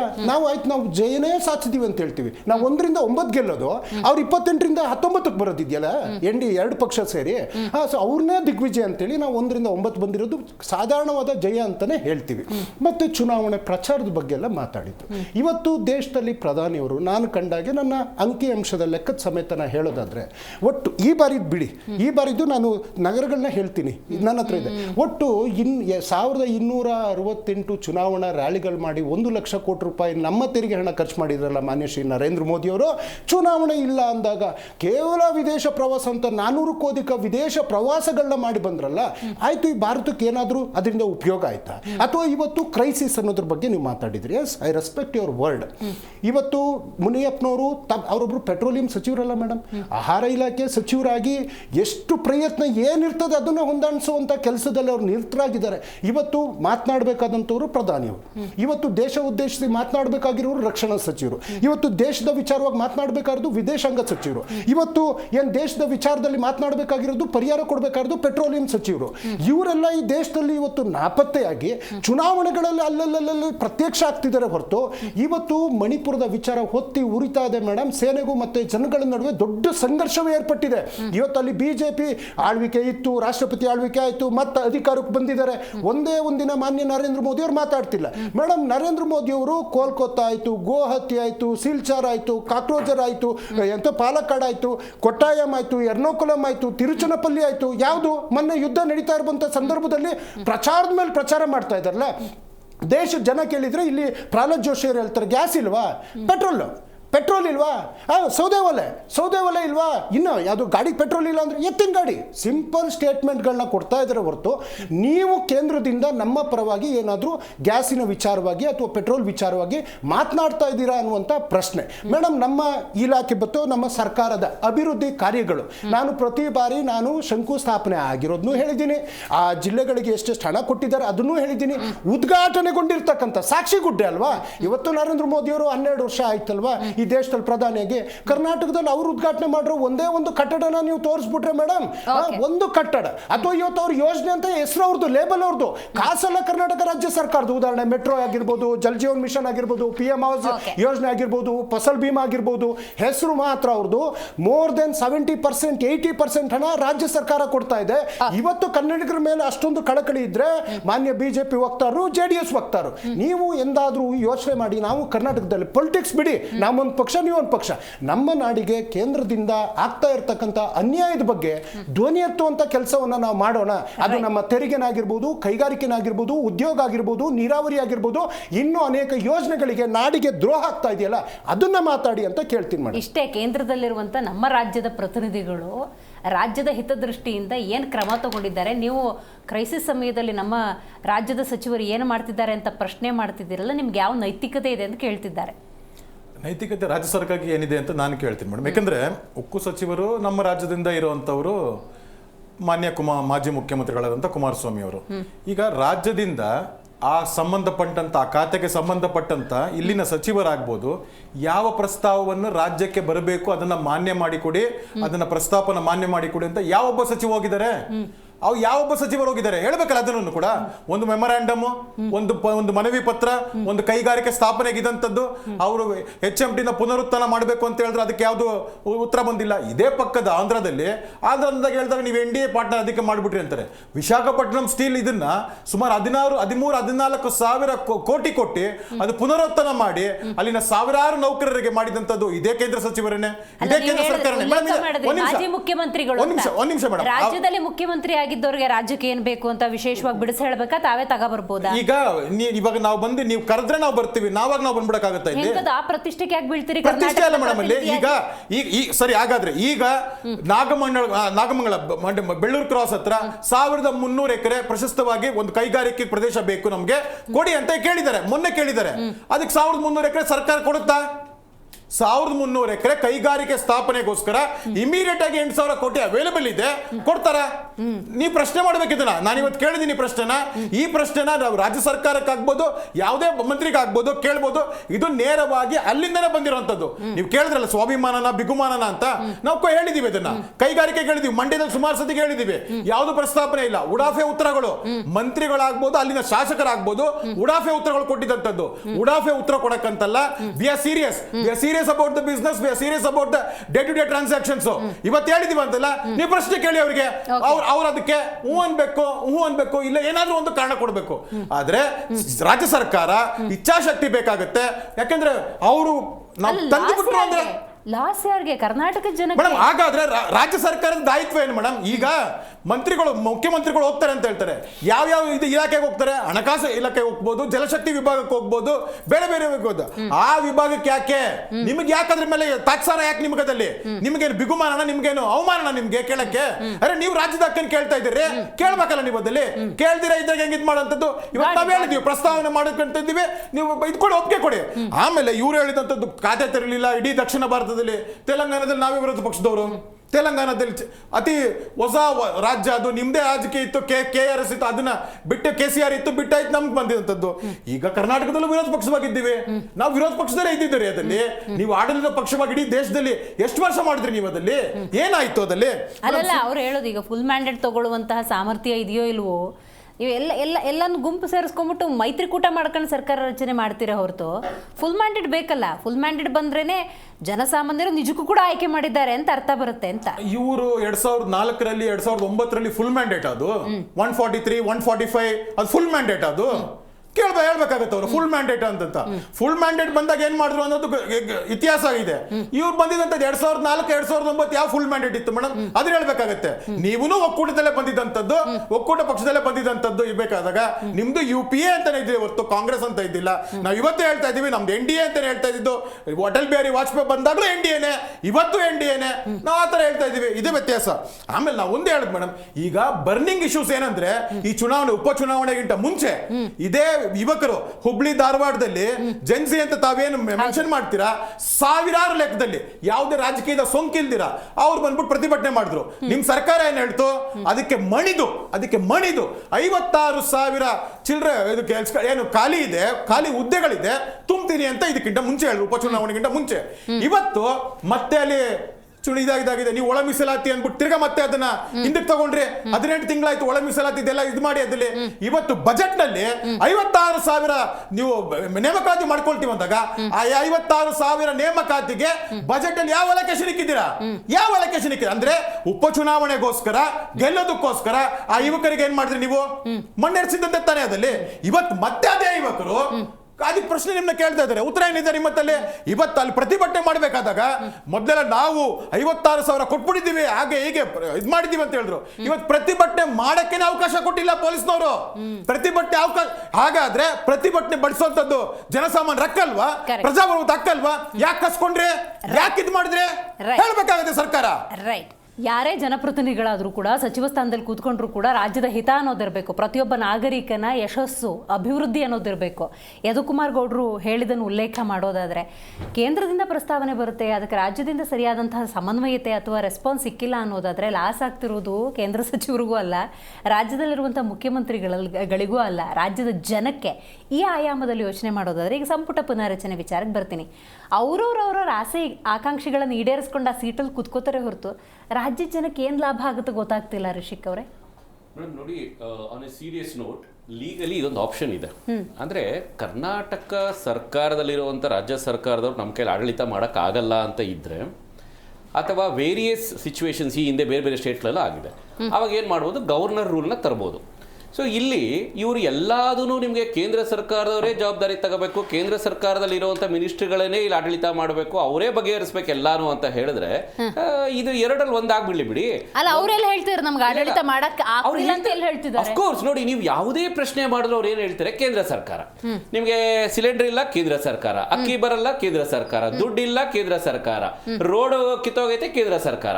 ನಿಮಗೆ ಪ್ರತಿಯೊಂದಕ್ಕೂ ಕೇಂದ್ರ ಸರ್ಕಾರನೇ ಹೇಳೋದಾದ್ರೆ, ಮೋದಿ ಅವ್ರು ಏನ್ ಮಾಡಿದ್ರು, ಅಮಿತ್ ಶಾ ಏನ್ ಮಾಡಿದ್ರು, ಮತ್ತೊಬ್ರು ಮುಗ್ದೊಬ್ರು ಅಂತ ಎಲ್ಲಾ ಬರೀ ನೀವು ಅಲ್ಲಿರೋ ಸೆಂಟ್ರಲ್ ಮಿನಿಸ್ಟ್ರಿಗಳನ್ನ ನೀವು ಹೇಳ್ತಾ ಇದ್ರ ಅಂತ ಅಂದಮೇಲೆ ಹೇಳ್ಬಿಡಿ, ನಮ್ ಕೈಲಿ ಆಗಲ್ಲ ಅಂತ ಅಂದ್ಬಿಟ್ಟು ಪೋಸ್ಟ್ ಮ್ಯಾನ್ ಕೆಲಸ ಮಾಡ್ಕೊಂಡಿರ್ತೀವಿ ಅಂತ ನೀವು ಇದ್ಬಿಡಿ. ಇಲ್ಲಿ ಬರೀ ಗ್ಯಾರಂಟಿನ ಕೊಡೋದು ಅಥವಾ ಮತ್ತೊಂದು ಏನೋ ಮಾಡ್ಕೊಂಡು ಸೆಂಟ್ರಲ್ ಗವರ್ಮೆಂಟ್ ನಿಮಗೆ ಲೀಗಲ್ ಆಪ್ಷನ್ ಏನಿದೆ ಅಂತ ನೋಡಿದಾಗ ನಮಗೆ ಬರೋದೇ ಇದು, ಒಂದು ಗವರ್ನರ್ ರೂಲ್ ತಗೊಬನ್ನಿ, ಆಂದೋಲನ ಮಾಡ್ಬಿಡಿ. ಹಂಗಾದ್ರೆ ಆಂದೋಲನ ಮಾಡ್ಬಿಡಿ. ಅಲ್ಲ ಮೇಡಮ್, ಅದನ್ನ ಹೇಳ್ತಾರೆ ನಾವೀಗ ಗವರ್ನರ್ ರೂಲ್ ತಂದ್ಬಿಟ್ರೆ ಅವಾಗ ಇಲ್ಲಿರೋಂಥವ್ರನ್ನ ಕೇಳೋದೇ ಬೇಡವಲ್ಲ. ಈಗ ನಾವು ಜನಸಾಮಾನ್ಯರು ಮುಖ್ಯಮಂತ್ರಿ ಇದಾರೆ ಅಂದಿದ್ದಕ್ಕೆ ಮುಖ್ಯಮಂತ್ರಿನ ಕೇಳ್ತೀವಿ, ಮುಖ್ಯಮಂತ್ರಿನೇ ಇಲ್ಲ, ಈ ಸರ್ಕಾರನೇ ಇಲ್ಲ ಅಂದ್ರೆ ನಾವೆಲ್ಲ ಕೇಂದ್ರ ಸರ್ಕಾರನೇ ಕೇಳ್ತೀವಲ್ವಾ, ಈಸಿ ಆಗೋಯ್ತು. ಇವ್ರನ್ನ ಕೇಳಿ ಇವ್ರಲ್ಲಿ ಕೇಳ್ದಲ್ಲ ಇಲ್ದಿರೋಂಥದ್ದು ಯಾಕೆ ಬೇಕು? ಸೆಂಟ್ರಲ್ ಗವರ್ಮೆಂಟ್ ತಂದ್ಬಿಡೋಣ ಬಿಡಿ, ಗವರ್ನರ್ ರೂಲ್ ತಂದ್ಬಿಡೋಣ. ಇದು ಒಂದು ಆಪ್ಷನ್. ಎರಡನೇ ಆಪ್ಷನ್, ಇಷ್ಟೆಲ್ಲ ಇವ್ರು ಹೇಳ್ತಾ ಇದಾರಲ್ವಾ, ಕೇಂದ್ರ ಸರ್ಕಾರದಿಂದ ಏನ್ ತಂದ್ರು ಮತ್ತೊಂದು ಅಂತೆಲ್ಲ ಅಂದ್ಬಿಟ್ಟು 15th ಕಮಿಷನ್, ಫೈನಾನ್ಷಿಯಲ್ ಕಮಿಷನ್ ಅಲ್ಲಿ ಎಷ್ಟು ಪೆಂಡಿಂಗ್ ಇತ್ತು, ಅದು ಇಂಡಿಸಿಪ್ಲಿನ್ ಯಾವ ತರ ಆಯ್ತು, ಯಾರ ಅವಧಿಯಲ್ಲಿ ಆಯ್ತು, ಈಗ ಎಷ್ಟು ಬರಬೇಕಾಗಿದೆ ಅನ್ನೋದನ್ನ ನಾನು ಪದೇ ಹೇಳೋದೇನು ಬೇಕಾಗಿಲ್ಲ. ಇನ್ನು ಎವ್ರಿ ಟೈಮ್ ಏನದು ಸೆಂಟ್ರಲ್ ಮಿನಿಸ್ಟರ್ ಏನ್ ತಂದ್ರು ಅಂತ ಕೇಳ್ತಾ ಇರ್ತಾರೆ ಇಲ್ಲಿರುವಂಥ ರಾಜ್ಯ ಸರ್ಕಾರದ ವಕ್ತಾರಗಳು. ತಮ್ಮ ಮಾಧ್ಯಮದ ಮುಖಾಂತರ ನಾನು ಆನ್ ದ ಏರ್ ಹೇಳ್ತಾ ಇದ್ದೀನಿ, ಅಲ್ಲಿ ವಿಸಿಟರ್ಸ್ ಬುಕ್ ಅಂತ ಒಂದಿರುತ್ತೆ, ಆಮೇಲೆ ನಿಮಗೆ ಅಲ್ಲಿ under secretary, chief secretary and so on ಎಲ್ಲ ಇರ್ತಾರಲ್ವಾ. ಕರ್ನಾಟಕ ಸರ್ಕಾರದಿಂದ ಅಧಿಕೃತವಾಗಿ ವಿತ್ ಸೀಲ್ ಅಂಡ್ ಸಿಗ್ನೇಚರ್ ಬಂದಿರುವಂತ ರಿಕ್ವೆಸ್ಟ್ಗಳು ಎಷ್ಟಿದೆ ಅನ್ನೋದನ್ನ ದಯಮಾಡಿ ಕರ್ನಾಟಕ ರಾಜ್ಯದ ಜನತೆಗೆ ಹೇಳಬೇಕು. ಯಾವ ಸಚಿವಾಲಯದಲ್ಲಿ ಇರೋವಂಥವ್ರು ಕೇಂದ್ರ ಸರ್ಕಾರದಿಂದ ನಾವು ತಗೋಬೇಕಾಗಿರೋ ಅನುದಾನಗಳಾಗಲಿ ಅಥವಾ ಕೇಂದ್ರ ಸರ್ಕಾರದಿಂದ ನಮ್ಗೆ ಏನೇನು ಬರಬೇಕು ಅನ್ನೋದನ್ನ ಇವರು ಅಫಿಷಿಯಲ್ ಆಗಿ, ಸುಮ್ಮನೆ ಬರೀ ಬಂದ್ಬಿಟ್ಟು ಮೀಡಿಯಾದಲ್ಲಿ ಮಾಧ್ಯಮದ ಹತ್ರ ಹಿಂಗೆ ತೋರಿಸೋದಲ್ಲ, ಅಫಿಷಿಯಲ್ ಆಗಿ ವಿತ್ ಸೀಲ್ ಅಂಡ್ ಸಿಗ್ನೇಚರ್ ಇರೋವಂಥದ್ರೆ ಎಷ್ಟೆಷ್ಟಿದೆ ಅಂತ ದಯಮಾಡಿ ನೀವು ಹೇಳಿ, ಆಮೇಲೆ ನಾವು ಅದಕ್ಕೆ ಉತ್ತರ ಕೊಡ್ತೀವಿ. ಇದು ಕ್ಲಾರಿಫಿಕೇಶನ್. ಇನ್ನು ಮೂರನೇ ವಿಚಾರಕ್ಕೆ, ಸಂಪುಟ ಪುನರ್ರಚನೆ ಇಲ್ಲಿ ಕರ್ನಾಟಕ ರಾಜ್ಯದಲ್ಲಿ ಅಂತ ಹೇಳ್ತಾ ಇದ್ದಾರೆ.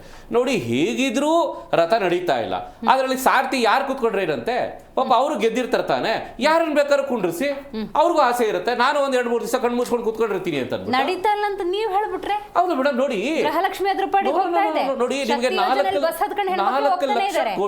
ಲಕ್ಷ ಕೋಟಿ ಫೈನಾನ್ಷಿಯಲ್ ಬಜೆಟ್ ಇಟ್ಕೊಂಡು ಮಾತಾಡೋಣ. 50 ರಿಂದ 60 ಸಾವಿರ ಕೋಟಿ ಇವರು ಆನ್ ದ ರೆಕಾರ್ಡ್ ಅಲ್ಲಿ ತಲುಪಿದೆ ಅಂತ ಹೇಳ್ತಾರೆ. ಬಟ್ ಸಾಧನದಲ್ಲಿ 5,000 ಕೋಟಿ ಎಲ್ಲೋಯ್ತು ಅಂದ್ರೆ ಅದು ಉತ್ತರ ಇಲ್ಲ, ಇಲ್ಲಿವರೆಗೂ ಇನ್ನೂ ಬಂದಿಲ್ಲ ಆನ್ ದ ರೆಕಾರ್ಡ್. ಇನ್ನ ಭ್ರಷ್ಟಾಚಾರದಲ್ಲಿ ಸನ್ಮಾನ್ಯ ಸಿದ್ದರಾಮಯ್ಯನವರೇ ಸಿಎಂ ಒಪ್ಕೊಂಡಿರುವಂತದ್ದು, ವಾಲ್ಮೀಕಿ ನಿಗಮದಲ್ಲಿ 60 ಕೋಟಿ ಅಲ್ಲಪ್ಪ 90 ಕೋಟಿ ಪ್ಲಸ್ 100 ಕೋಟಿ ಅಂತ ಅಂದ್ರು. ಇನ್ನ 30 ಕೋಟಿ ರಿಕವರಿ ಆಗಿಲ್ಲ ಇವತ್ತಿಗೂ, ಇನ್ನೂ ಅದೆಲ್ಲೋಯ್ತೋ ಎಲ್ಬಿಟ್ಟೋ ನಮ್ಗೆ ಗೊತ್ತಿಲ್ಲ, ಅದನ್ನು ರಿಕವರಿ ಆಗೋದ್ರಲ್ಲೇ ಇದೆ. ಇನ್ನ ಬೇರೆ ಯಾವ್ಯಾವ್ದು ಭ್ರಷ್ಟಾಚಾರದಲ್ಲಿ ರಿಕವರಿ ಆಗಬೇಕು ಅದನ್ನು ಬಂದೇ ಇಲ್ಲ. ಸೊ ಇಲ್ಲಿ ಇನ್ನ 3.5 ಲಕ್ಷ ಕೋಟಿ ನಿಮಗೆ 1.25 ಲಕ್ಷ ಕೋಟಿ ನಿಮಗೆ ಓವರ್ ಹೆಡ್ ಕಾಸ್ಟ್ಗೆ ಹೋಗುತ್ತೆ. ನಿಮಗೆ ಇವರು ನೀರಾವರಿಗೆ ಎಲ್ಲಿ ಕೊಟ್ರು, ಏನ್ ಕೊಟ್ರು, ಮತ್ತೊಂದು ಕೊಟ್ರು ಅಂತ ಹೇಳ್ತಾ ಇದ್ರು. ಅಪ್ಪರ್ ಕೃಷ್ಣ, ಎತ್ತಿನ ಹೊಳೆ, ಇದೆಲ್ಲದಕ್ಕೂ ನಿಮಗೆ 70 ರಿಂದ 80 ಸಾವಿರ ಕೋಟಿ ಬೇಕು ನಿಮಗೆ. ಅಪ್ಪರ್ ಕೃಷ್ಣ ಪ್ರಾಜೆಕ್ಟ್ ನೀವು ಕಂಪ್ಲೀಟ್ ಮಾಡ್ಕೋಬೇಕು ಅಂದ್ರೆ ಇವ್ರ ಬಜೆಟ್ ಇಟ್ಟಿರೋದು ಎಷ್ಟು ಗೊತ್ತಾ ನಿಮಗೆ? ಒಂದು ವರ್ಷಕ್ಕೆ 3,000 ರಿಂದ 5,000 ಕೋಟಿ. ನಿಮ್ಗೆ 3,000 ರಿಂದ 5,000 ಕೋಟಿ ಇಟ್ಟರೆ ನಿಮ್ಗೆ 70,000 ಕೋಟಿ ನಿಮ್ಗೆ ಅಪ್ಪರ್ ಕೃಷ್ಣ ಪ್ರಾಜೆಕ್ಟ್ಗೆ ಅದು ಕಂಪ್ಲೀಟ್ ಆಗಬೇಕು ಅಂದ್ರೆ ಎಷ್ಟು ವರ್ಷ ಬೇಕು ನಿಮ್ಗೆ? 70 ವರ್ಷ ಬೇಕು. ಬೇಕಾ? ಈ ಗವರ್ಮೆಂಟ್ ಇರುತ್ತಾ ಅಲ್ಲಿವರೆಗೂ? ಇನ್ನ ಎತ್ತಿನೊಳೆ ಪ್ರಾಜೆಕ್ಟ್ಗೆ ಈಗ ಎಲ್ಲಿ ತಂದು ನಿಲ್ಸಿದಾರಲ್ವಾ, ಅಲ್ಲಿಂದ ನೆಟ್ಟು ಕೊಟ್ಟಿದ್ರೆ ಕೇಂದ್ರ ಸರ್ಕಾರದ ಎಷ್ಟು ಬರಬೇಕು? ಆಯ್ತು, ಲೆಕ್ಕಾಚಾರ ಕೇಂದ್ರ ಸರ್ಕಾರದ ಎಷ್ಟು ಬರಬೇಕು? ಆಯ್ತು, 15,000 ಕೋಟಿ ಬರಬೇಕಾ, 20,000 ಕೋಟಿ ಬರಬೇಕಾ, 30,000 ಕೋಟಿ ಬರಬೇಕಾ, ಎಷ್ಟು ಸಾವಿರ ಕೋಟಿ ಬರಬೇಕು ನಿಮ್ಗೆ? 15th ಕಮಿಷನ್ ಆಯೋಗದಿಂದ ಬರಬೇಕಾಗಿರುವಂತದ್ದು ಎಷ್ಟು? 15,000 ಕೋಟಿನ ಆಯ್ತು ಒಪ್ಕೊಳ್ಳೋಣ, 15,000 ಕೋಟಿ ಬರಬೇಕು. ಅದರ ಜೊತೆಗೆ ಬೇರೆ ನೀವು ಯಾವ್ಯಾವ ಅನುದಾನ ಎಲ್ಲ ಸೇರಿಸ್ಬಿಟ್ಟು ಕೇಳ್ತಾ ಇದ್ದೀರೋ ಅದಷ್ಟು ಒಟ್ಟಾರೆ ಕೇಳಿದ್ರೆ ನಿಮ್ಗೆ 1 ಲಕ್ಷ ಕೋಟಿ ಬರಬೇಕಾ? ಆಯ್ತು, 1 ಲಕ್ಷ ಕೋಟಿನೂ ತರ್ಸೋಣ ಅಂತ ತಿಳ್ಕೊಳ್ಳೋಣ. 1 ಲಕ್ಷ ಕೋಟಿ ತರಿಸ್ಬಿಟ್ರೆ ನೀವು ಈ 4 ಲಕ್ಷ ಕೋಟಿ ಪ್ಲಸ್ ಅದೊಂದು ಲಕ್ಷ ಕೋಟಿ ಪ್ಲಸ್ 1.5 ಲಕ್ಷ ಕೋಟಿ ಕ್ಯಾಪೆಕ್ಸ್ಗೆ ಅಂತಾನೆ ಕೊಟ್ಟಿದ್ದಾರೆ, ಅದು ನೀವು ಟಚ್ ಮಾಡಿಲ್ಲ. ಸೊ ಇಷ್ಟೆಲ್ಲ ಸೇರ್ಕೊಂಡು ಇವರು, ನಾನು ತಮ್ಮ ಮಾಧ್ಯಮದ ಮುಖಾಂತರ ಓಪನ್ ಚಾಲೆಂಜ್ ಆಗ್ತಾ ಇದೀನಿ, ಇನ್ನು 2 ವರ್ಷದಲ್ಲಿ ಇದೆಲ್ಲ ಅಭಿವೃದ್ಧಿ ಮಾಡಕ್ ಆಗತ್ತಾ ಇವ್ರ ಕೈಲಿ? ಒಪ್ಕೊಳ್ಳೋಣ, ಓಪನ್ ಆಗಿ ಚಾಲೆಂಜ್ ಮಾಡೋಣ, ಒಪ್ಕೊಳ್ಳೋಣ, ಸೆಂಟ್ರಲ್ ಗವರ್ಮೆಂಟ್ ಇಷ್ಟು ದುಡ್ಡು ಬರಬೇಕು ಅಂತ ಅಂದ್ಬಿಟ್ಟು ಅವ್ರು ಹೇಳೋದು ಬೇಡ, ನಾನೇ ಹೇಳ್ತಾ ಇದ್ದೀನಿ ಅಂಕಿ ಅಂಶಗಳು. ನಿಮಗೆ ಎಲ್ಲ ಒಟ್ಟಾರೆ ತಗೊಂಡ್ಬರ್ಬೇಕಾದ್ರೆ 1 ಲಕ್ಷ ಕೋಟಿ ಬರ್ಬೇಕಾ ಹೇಳಿ? 1 ಲಕ್ಷ ಕೋಟಿ ಇಲ್ಲ, ನಾನು ಹೇಳ್ತಿರೋದು ಇನ್ನೂ ಅಡಿಷನಲ್ ಆಗಿ ತರಿಸೋಣ. ಅಷ್ಟೆಲ್ಲ ತಂದ್ರೆ ಇವ್ರ ಕೈಲಿ ಮಾಡೋಕ್ಕಾಗತ್ತಾ? ಮಾಡೋಕ್ಕಾಗಲ್ಲ. ಯಾಕೆಂದ್ರೆ ಎರಡು ನಿಮಗೆ ಕಾನ್ಸಿಕ್ಯೂಟಿವ್ ಆಗಿ ಫೈನಾನ್ಷಿಯಲ್ ಬಜೆಟ್ ಅಲ್ಲಿ ಇವ್ರು ಏನು ಅನುದಾನ ಎತ್ತಿಟ್ಟಿದಲ್ವಾ ಅದನ್ನೇ ಅವ್ರು ಖರ್ಚು ಮಾಡಿಲ್ಲ. ಅಲ್ಲ, ಕೇಂದ್ರ ಸಚಿವರಾಗಿ ನಿಮ್ಮ ನಾಯಕರಲ್ಲಿ ಕೂತ್ಕೊಂಡು ಸರಿಯಾದಂತ ಯೋಜನೆಯನ್ನ ಕರ್ನಾಟಕ 1 ಲಕ್ಷ ಕೋಟಿ ಇದ್ರೆ ಅದನ್ನ ತರಿಸ್ತೀರಾ ಅಂತ ಯಾವ ಭರವಸೆ? ಮೇಡಮ್ 100% ತರ್ತೀವಿ ಮೇಡಮ್. ಯಾಕೆಂದ್ರೆ ಅನುದಾನ ಅಲ್ಲಿ ಇರೋದನ್ನ ಯಾರು ಇಟ್ಕೊಂಡು ಕೂತ್ಕೊಳ್ಳೋದಿಲ್ಲ ಮೇಡಮ್. ಅನುದಾನ ಖರ್ಚಾಗಬೇಕು. ನಿಮ್ಗೆ ಅನುದಾನ ಇಟ್ಕೊಂಡ್ರೆ ಅದು ಯಾವಾಗಲೂ ಏನಾಗುತ್ತೆ, ನಾವು ಖರ್ಚು ಮಾಡಬೇಕು. ಈವನ್ ಸ್ಟೇಟ್ ಗವರ್ಮೆಂಟ್ ಅಲ್ಲಿ ಕೂಡ ಅಷ್ಟೇನೆ ಈಗಲೂ ಸಾಕಷ್ಟು ನಿಮ್ಗೆ ಅನುದಾನ ಖರ್ಚಾಗದಲ್ಲಿ ಹಂಗೆ ಇಟ್ಕೊಂಡಿದ್ದಾರೆ. ಅದಕ್ಕೆ ಉತ್ತರ ಕೊಡ್ಲಿ ಇವ್ರು ನೋಡೋಣ. ಈಗ ನೋಡಿ, ಕೇಂದ್ರ ಸಚಿವರ ಕುಮಾರಣ್ಣ ಅವ್ರ ಬಗ್ಗೆ ಹೇಳಿದ್ರು. ಈಗ ನಮ್ಮ ಸ್ನೇಹಿತರು ಹೇಳ್ದಂಗೆ ಈಗ ಮಂಡ್ಯದ ಹತ್ರ ನಿಮಗೆ ಈಗ ARAI ಅಂತ ಅಂದ್ಬಿಟ್ಟು ಅದಕ್ಕೆ ನಿಮಗೆ 100 ಎಕರೆಯಲ್ಲಿ ನಿಮಗೆ ಅದೊಂದು ವರ್ಕ್ ಸ್ಟಾರ್ಟ್ ಆಗ್ತಾ ಇದೆ. ಈಗ ಅದರ ಜೊತೆಗೆ ಎಲೆಕ್ಟ್ರಿಕಲ್ ಬಸ್ಸಸ್ ನಿಮಗೆ 4500 ಬಸ್ಸಸ್ ಇವ್ರು ಏನ್ ಬೊಗಳೆ ಬಿಟ್ಕೊಳ್ತಾರಲ್ವಾ ನಮ್ದು ಸ್ಟೇಟ್ ಗವರ್ಮೆಂಟ್ ಅಂತ ಅಂದ್ಬಿಟ್ಟು ಸೆಂಟ್ರಲ್ ಗವರ್ಮೆಂಟ್ ಪ್ರಧಾನಮಂತ್ರಿ ಅವರ EV ಸ್ಕೀಮ್ ಅಲ್ಲಿ ಬರ್ತಾ ಇರುವಂತದ್ದು. ಅದು ಕೂಡ ನಿಮ್ಗೆ ಏನಾಗ್ತಾ ಇದೆ, ಇಲ್ಲಿರೋರು ಔಟ್ಸೋರ್ಸ್ ಮಾಡ್ತಾ ಇದಾರೆ. ಯಾಕೆ ಔಟ್ಸೋರ್ಸ್ ಮಾಡ್ತಾ ಇದ್ರೆ ಕೊಡಿ ಇಲ್ಲೇ ಕರ್ನಾಟಕ ರಾಜ್ಯದವ್ರಿಗೆ. ಈಗ ಬಸ್ ಅಂತ ಸೆಂಟ್ರಲ್ ತಗೊಂಡು ಕೊಟ್ಬಿಡ್ತಾರೆ 4500 ಎಲೆಕ್ಟ್ರಿಕ್ ಬಸ್ಸಸ್. ಅದಕ್ಕೆ ನಿಮ್ಗೆ ಎಲ್ಲರೂ ಡ್ರೈವರ್ಸ್, ಕಂಡಕ್ಟರ್ಸ್ ಅಥವಾ ಹೂಎವರ್ ಇಟ್ ಇಸ್ ಅವರೆಲ್ಲ ಔಟ್ಸೋರ್ಸ್ ಮಾಡಕ್ ಹೋಗ್ತಾ ಇದ್ದಾರೆ ಪ್ರೈವೇಟ್ ಕಂಪ್ನಿಗೆ. ಯಾಕೆ ಮಾಡ್ತಾ ಇದ್ರೆ ಇದನ್ನ? ಉತ್ತರ ಕೊಡಿ ನೋಡೋಣ ಇದಕ್ಕೆಲ್ಲ. ಓಕೆ ದರ್ಶನ್ ಅವರೇ, ಕೇಂದ್ರ ಅಂತ ದೂರೋದಲ್ಲ, ಒಂದು ಟ್ರಾನ್ಸ್ಪರೆನ್ಸಿಯನ್ನು ತಂದ್ರೆ ಏನ್ ಬಂತು ಏನ್ ಬಂದಿಲ್ಲ ಅಂತ ಓಪನ್ ಆಗಿ ಸಚಿವರೇ ಹೇಳಬಿಟ್ರೆ ಆ ಕ್ಲಾರಿಟಿ ಸಿಗುತ್ತೆ ಅನ್ನೋದು ಒಂದು. ಇದಕ್ಕೊಂದು ಉತ್ತರ ಕೊಡಿ. ಸೇಮ್ ಟೈಮಿಗೆ ನೋಡಿ, ತಮಿಳುನಾಡಲ್ಲಿ DK ಶಿವಕುಮಾರ್ ಅವರು, ಪುದುಚೇರಿಗೆ ದಿನೇಶ್ ಗುಂಡೂರಾವ್, ಕೇರಳಕ್ಕೆ ಜಮೀರು, ಹೀಗೆ ಎಲ್ಲ ನಾಯಕರು ಈಗ ಪಕ್ಷ ಸಂಘಟನೆ ಚುನಾವಣೆ ಗೆಲ್ಲಬೇಕು ಅಂತ ಹೋಗೋದ್ರಲ್ಲಿ ತಪ್ಪಿಲ್ಲ. ರಾಜ್ಯದಲ್ಲಿ ಇಂಥ ಕ್ರೈಸಿಸ್ ಸಮಯದಲ್ಲಿ ಹಿಂಗೆಲ್ಲ ಸ್ಪ್ಲಿಟ್ ಆಗಿಬಿಟ್ರೆ ಆಡಳಿತ ಯಂತ್ರ ಏನಾಗುತ್ತೆ? ಇದರ ನಡುವೆ ಸಂಪುಟ ಪುನರ್ರಚನೆಯ ಕಸರತ್ತು, ಏನಪ್ಪ ಇದು ಪರಿಸ್ಥಿತಿ? ಯಾರಿಗೆ ನಾವು ಓಟ್ ಹಾಕ್ಬಿಟ್ವಿ, ಯಾರು ನಮ್ಮ ನಾಯಕರು, ಯಾರು ನಮ್ಮ ಪಕ್ಷ ಅಂದ್ಕೊಂಡ್ವಿ ಅನ್ನುವಂಥ ಭಾವನೆ ಜನಕ್ಕೆ ಬರಲ್ವಾ? ನಿಮ್ಮದು ಮೊದಲನೇ ಪ್ರಶ್ನೆ ಆರ್ಥಿಕವಾದಂಥ ಪ್ರಶ್ನೆ. ಅವ್ರು ಮಾತಾಡ್ತಾ ಭಾಳ ಏನು ಹಿಂಗೆ ಬಂದ್ಬಿಡುತ್ತೆ, ಹಂಗೆ ಬಂದ್ಬಿಡುತ್ತೆ, 1 ಲಕ್ಷ ಕೋಟಿ ಹಿಂಗೆ ಬಂದ್ಬಿಡುತ್ತೆ ಅಂದರೆ ಕೇಳೋರ್ಗೂ ಸಮೇತ ಅರ್ಥ ಆಗುತ್ತೆ ಏನು ಆಡ್ತಾ ಇದ್ದಾರೆ. ನಾನು ಧ್ವನಿ ಎತ್ತಾ ಇರೋದು ಅವಾಗಲೇ ಹೇಳಿದೆ, ಕರ್ನಾಟಕ ರಾಜ್ಯದ ಧ್ವನಿ ಆಗಬೇಕಿತ್ತು ಅಂತ ನಾನು ಕೇಳ್ಕೊಂಡೆ. 14-15ನೇ ಹಣಕಾಸು ಆಯೋಗದ ಹಿಂದಿನ ಬಾಕಿ 11,900 ಕೋಟಿ.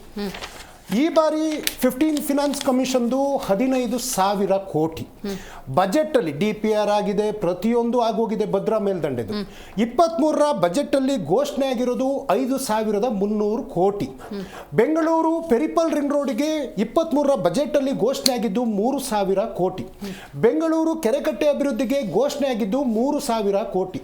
ಸ್ಮಾರ್ಟ್ ಸಿಟಿ ಹೆಸರಲ್ಲಿ ತ್ಯಾಜ್ಯ ವಿಲೇವಾರಿ ಬೆಂಗಳೂರಿಗೆ 960 ಕೋಟಿ. ಹಾಗೇನೆ ಇವತ್ತು ಎತ್ತಿನ ಹೊಳೆಗಾಗಿರ್ಬೋದು ಕೊಟ್ಟಿಲ್ಲ, ಕೃಷ್ಣ ಏನು ಅಪ್ಪರ್ ಕೃಷ್ಣಗಾಗಿರ್ಬೋದು 52,000 ಕೋಟಿ ರೂಪಾಯಿ ಪ್ರಾಜೆಕ್ಟ್. ಅದು ಒಂದು ಪ್ರಾಜೆಕ್ಟಿಗೆ ಅಂದರೆ ಒಂದೇ ಸರಿ ಯಾರು ದುಡ್ಡನ್ನು ಎತ್ತಿಡುವುದಿಲ್ಲ. ಇವಾಗ ನಾವು ಲ್ಯಾಂಡನ್ನ ಖರೀದಿ ಮಾಡೋದಕ್ಕೆ ಅದಕ್ಕೆ ಅಂತಂದು ಕಳೆದ ಬಾರಿನೇ 1,800 ಕೋಟಿ ರೂಪಾಯಿಯನ್ನು ನಾವು ಖರ್ಚು ಮಾಡಿದ್ವಿ. ಮತ್ತೆ ಮುಂದಿನ ಪ್ರೋಸೆಸ್ಗಳಿಗೆ ನಾವು ಖರ್ಚು ಮಾಡ್ತಾ ಇದ್ದೀವಿ. ಇವತ್ತು ನಾವು ಯಾಕೆ ಪ್ರಶ್ನೆ ಮಾಡಿದ್ವಿ ಕೇಂದ್ರ ಸರ್ಕಾರನ ಅಂತಂದರೆ, ಮೇಡಮ್ ನಮ್ಮದು GST ಅಂತಲೇ 4 ಲಕ್ಷ ಕೋಟಿ ಕಲೆಕ್ಟ್ ಮಾಡ್ತಾ ಇದ್ದಾರೆ. ಸೆಸ್ಸು ಮತ್ತಿನ್ನೊಂದು ಅಂತೆಲ್ಲ ಹೇಳಿ ಒಟ್ಟು 7 ಲಕ್ಷ ಕೋಟಿ ರೂಪಾಯಿ ಕರ್ನಾಟಕದ ತೆರಿಗೆ ಹಣನ ಕಲೆಕ್ಟ್ ಮಾಡ್ತಾ ಇದ್ದಾರೆ. ನೀವು ನಮಗೆ GST 2,200,000 ಕೋಟಿ ರೂಪಾಯಿ, ಏನೋ 1 ಲಕ್ಷ ಕೋಟಿ ಬರುತ್ತೆ ಅಂದ್ರಲ್ಲ, ಇಲ್ಲಿ ತನಕ ಉಳಿಸ್ಕೊಂಡಿರೋದು 2,200,000 ಕೋಟಿ ರೂಪಾಯಿ ಹಣ. ಅಥವಾ ಮೆಟ್ರೋ ಕಾಮಗಾರಿಗೆ ನೀವು ಕೊಡ್ತಾ ಇರೋದು ಕೇವಲ 20% ಹಣ. ಇವತ್ತು PM ಆವಾಸ್ ಯೋಜನೆಗೆ ರಾಜ್ಯ ಸರ್ಕಾರ 92% ಅರ್ಬನ್ನಿಗೆ ಕೊಡ್ತಾ ಇದೀವಿ ನಾವು. ಹಾಗಂತೇಳಿ ನಾವು ಮನೆ ಕಟ್ಟೋದು ನಿಲ್ಲಿಸೋದಿಲ್ಲ. ಮೊನ್ನೆ ಅಷ್ಟೇ ನಾವು 44,000 ಮನೆಗಳನ್ನ ಕೊಡುವಂತ ಕೆಲಸ ಅದು ಹೇಳಿದ್ನಲ್ಲ, ಸಾಕ್ಷಿ ಗುಡ್ಡೆ ಅಂತೇಳಿ ನಾವು ಹೇಳಿದ್ನಲ್ಲ. ಹಿಂದಿನ ಬಾರಿನೂ 36,000 ಮನೆಗಳನ್ನ ಕೊಡುವಂತ ಕೆಲಸ, ಕಳೆದ ಬಾರಿ ಸರ್ಕಾರದಾಗ 4 ಲಕ್ಷ ಮನೆಗಳನ್ನ ಕೊಡುವಂತ ಕೆಲಸವನ್ನು ನಾವು ಮಾಡಿದೀವಲ್ಲ. ನೀವು ನಮ್ಮಿಂದ ಪಡೆದು ಬಿಹಾರಕ್ಕೋ ಉತ್ತರ ಪ್ರದೇಶಕ್ಕೋ ಮತ್ತಿನ್ನೊಂದು ಜಾಗಕ್ಕೆ ಧಾರಾಳವಾಗಂತ ಇದ್ದೀರಲ್ವಾ. ಇವತ್ತು ಹೇಳಿದ್ರು ಏನೋ ವಿಶೇಷ ಕೈಗಾರಿಕೆ ಅಂತೇಳಿ, ವಿಶಾಖಪಟ್ಟಣಿನ ಉಕ್ಕು ಕೈಗಾರಿಕೆ ಇವರಿಗೆ ಕಣ್ಣಿಗೆ ಕಾಣ್ತದೆ, ಅದೇ ಭದ್ರಾವತಿಯ ಉಕ್ಕಿನ ಕೈಗಾರಿಕೆ ಬಗ್ಗೆ ಇವರಿಗೆ ಕಣ್ಣಿಗೆ ಕಾಣಿಸ್ಲಿಲ್ವಾ? HMT ಬಗ್ಗೆ ಅವ್ರು ಪ್ರಶ್ನೆ ಮಾಡಿದ್ರು. ಇವತ್ತು ಅರಣ್ಯ ಇಲಾಖೆ ತಗೋಬರ್ಲಿ, ಅರಣ್ಯ ಇಲಾಖೆ ಕರ್ನಾಟಕ ರಾಜ್ಯ ಆದರೂ ಸೆಂಟ್ರಲ್ ಅಲ್ಲಿ ಕೆಲವೊಂದು ಟರ್ಮ್ಸ್ ಅಂಡ್ ಕಂಡೀಷನ್ಸ್ ನ ಇವತ್ತು ಸುಪ್ರೀಂ ಕೋರ್ಟ್ ಹೇರಿಕೆ ಮಾಡಿರೋದ್ರಿಂದ ನೀವು ಅಲ್ಲಿಂದ ಸುಪ್ರೀಂ ಕೋರ್ಟ್ ಅಲ್ಲಿ ಹೋರಾಟ ಮಾಡಿ ತಗೋಬನ್ನಿ. ಯಾರು ಬೇಡ ಅಂದಿದ್ದಾರೆ?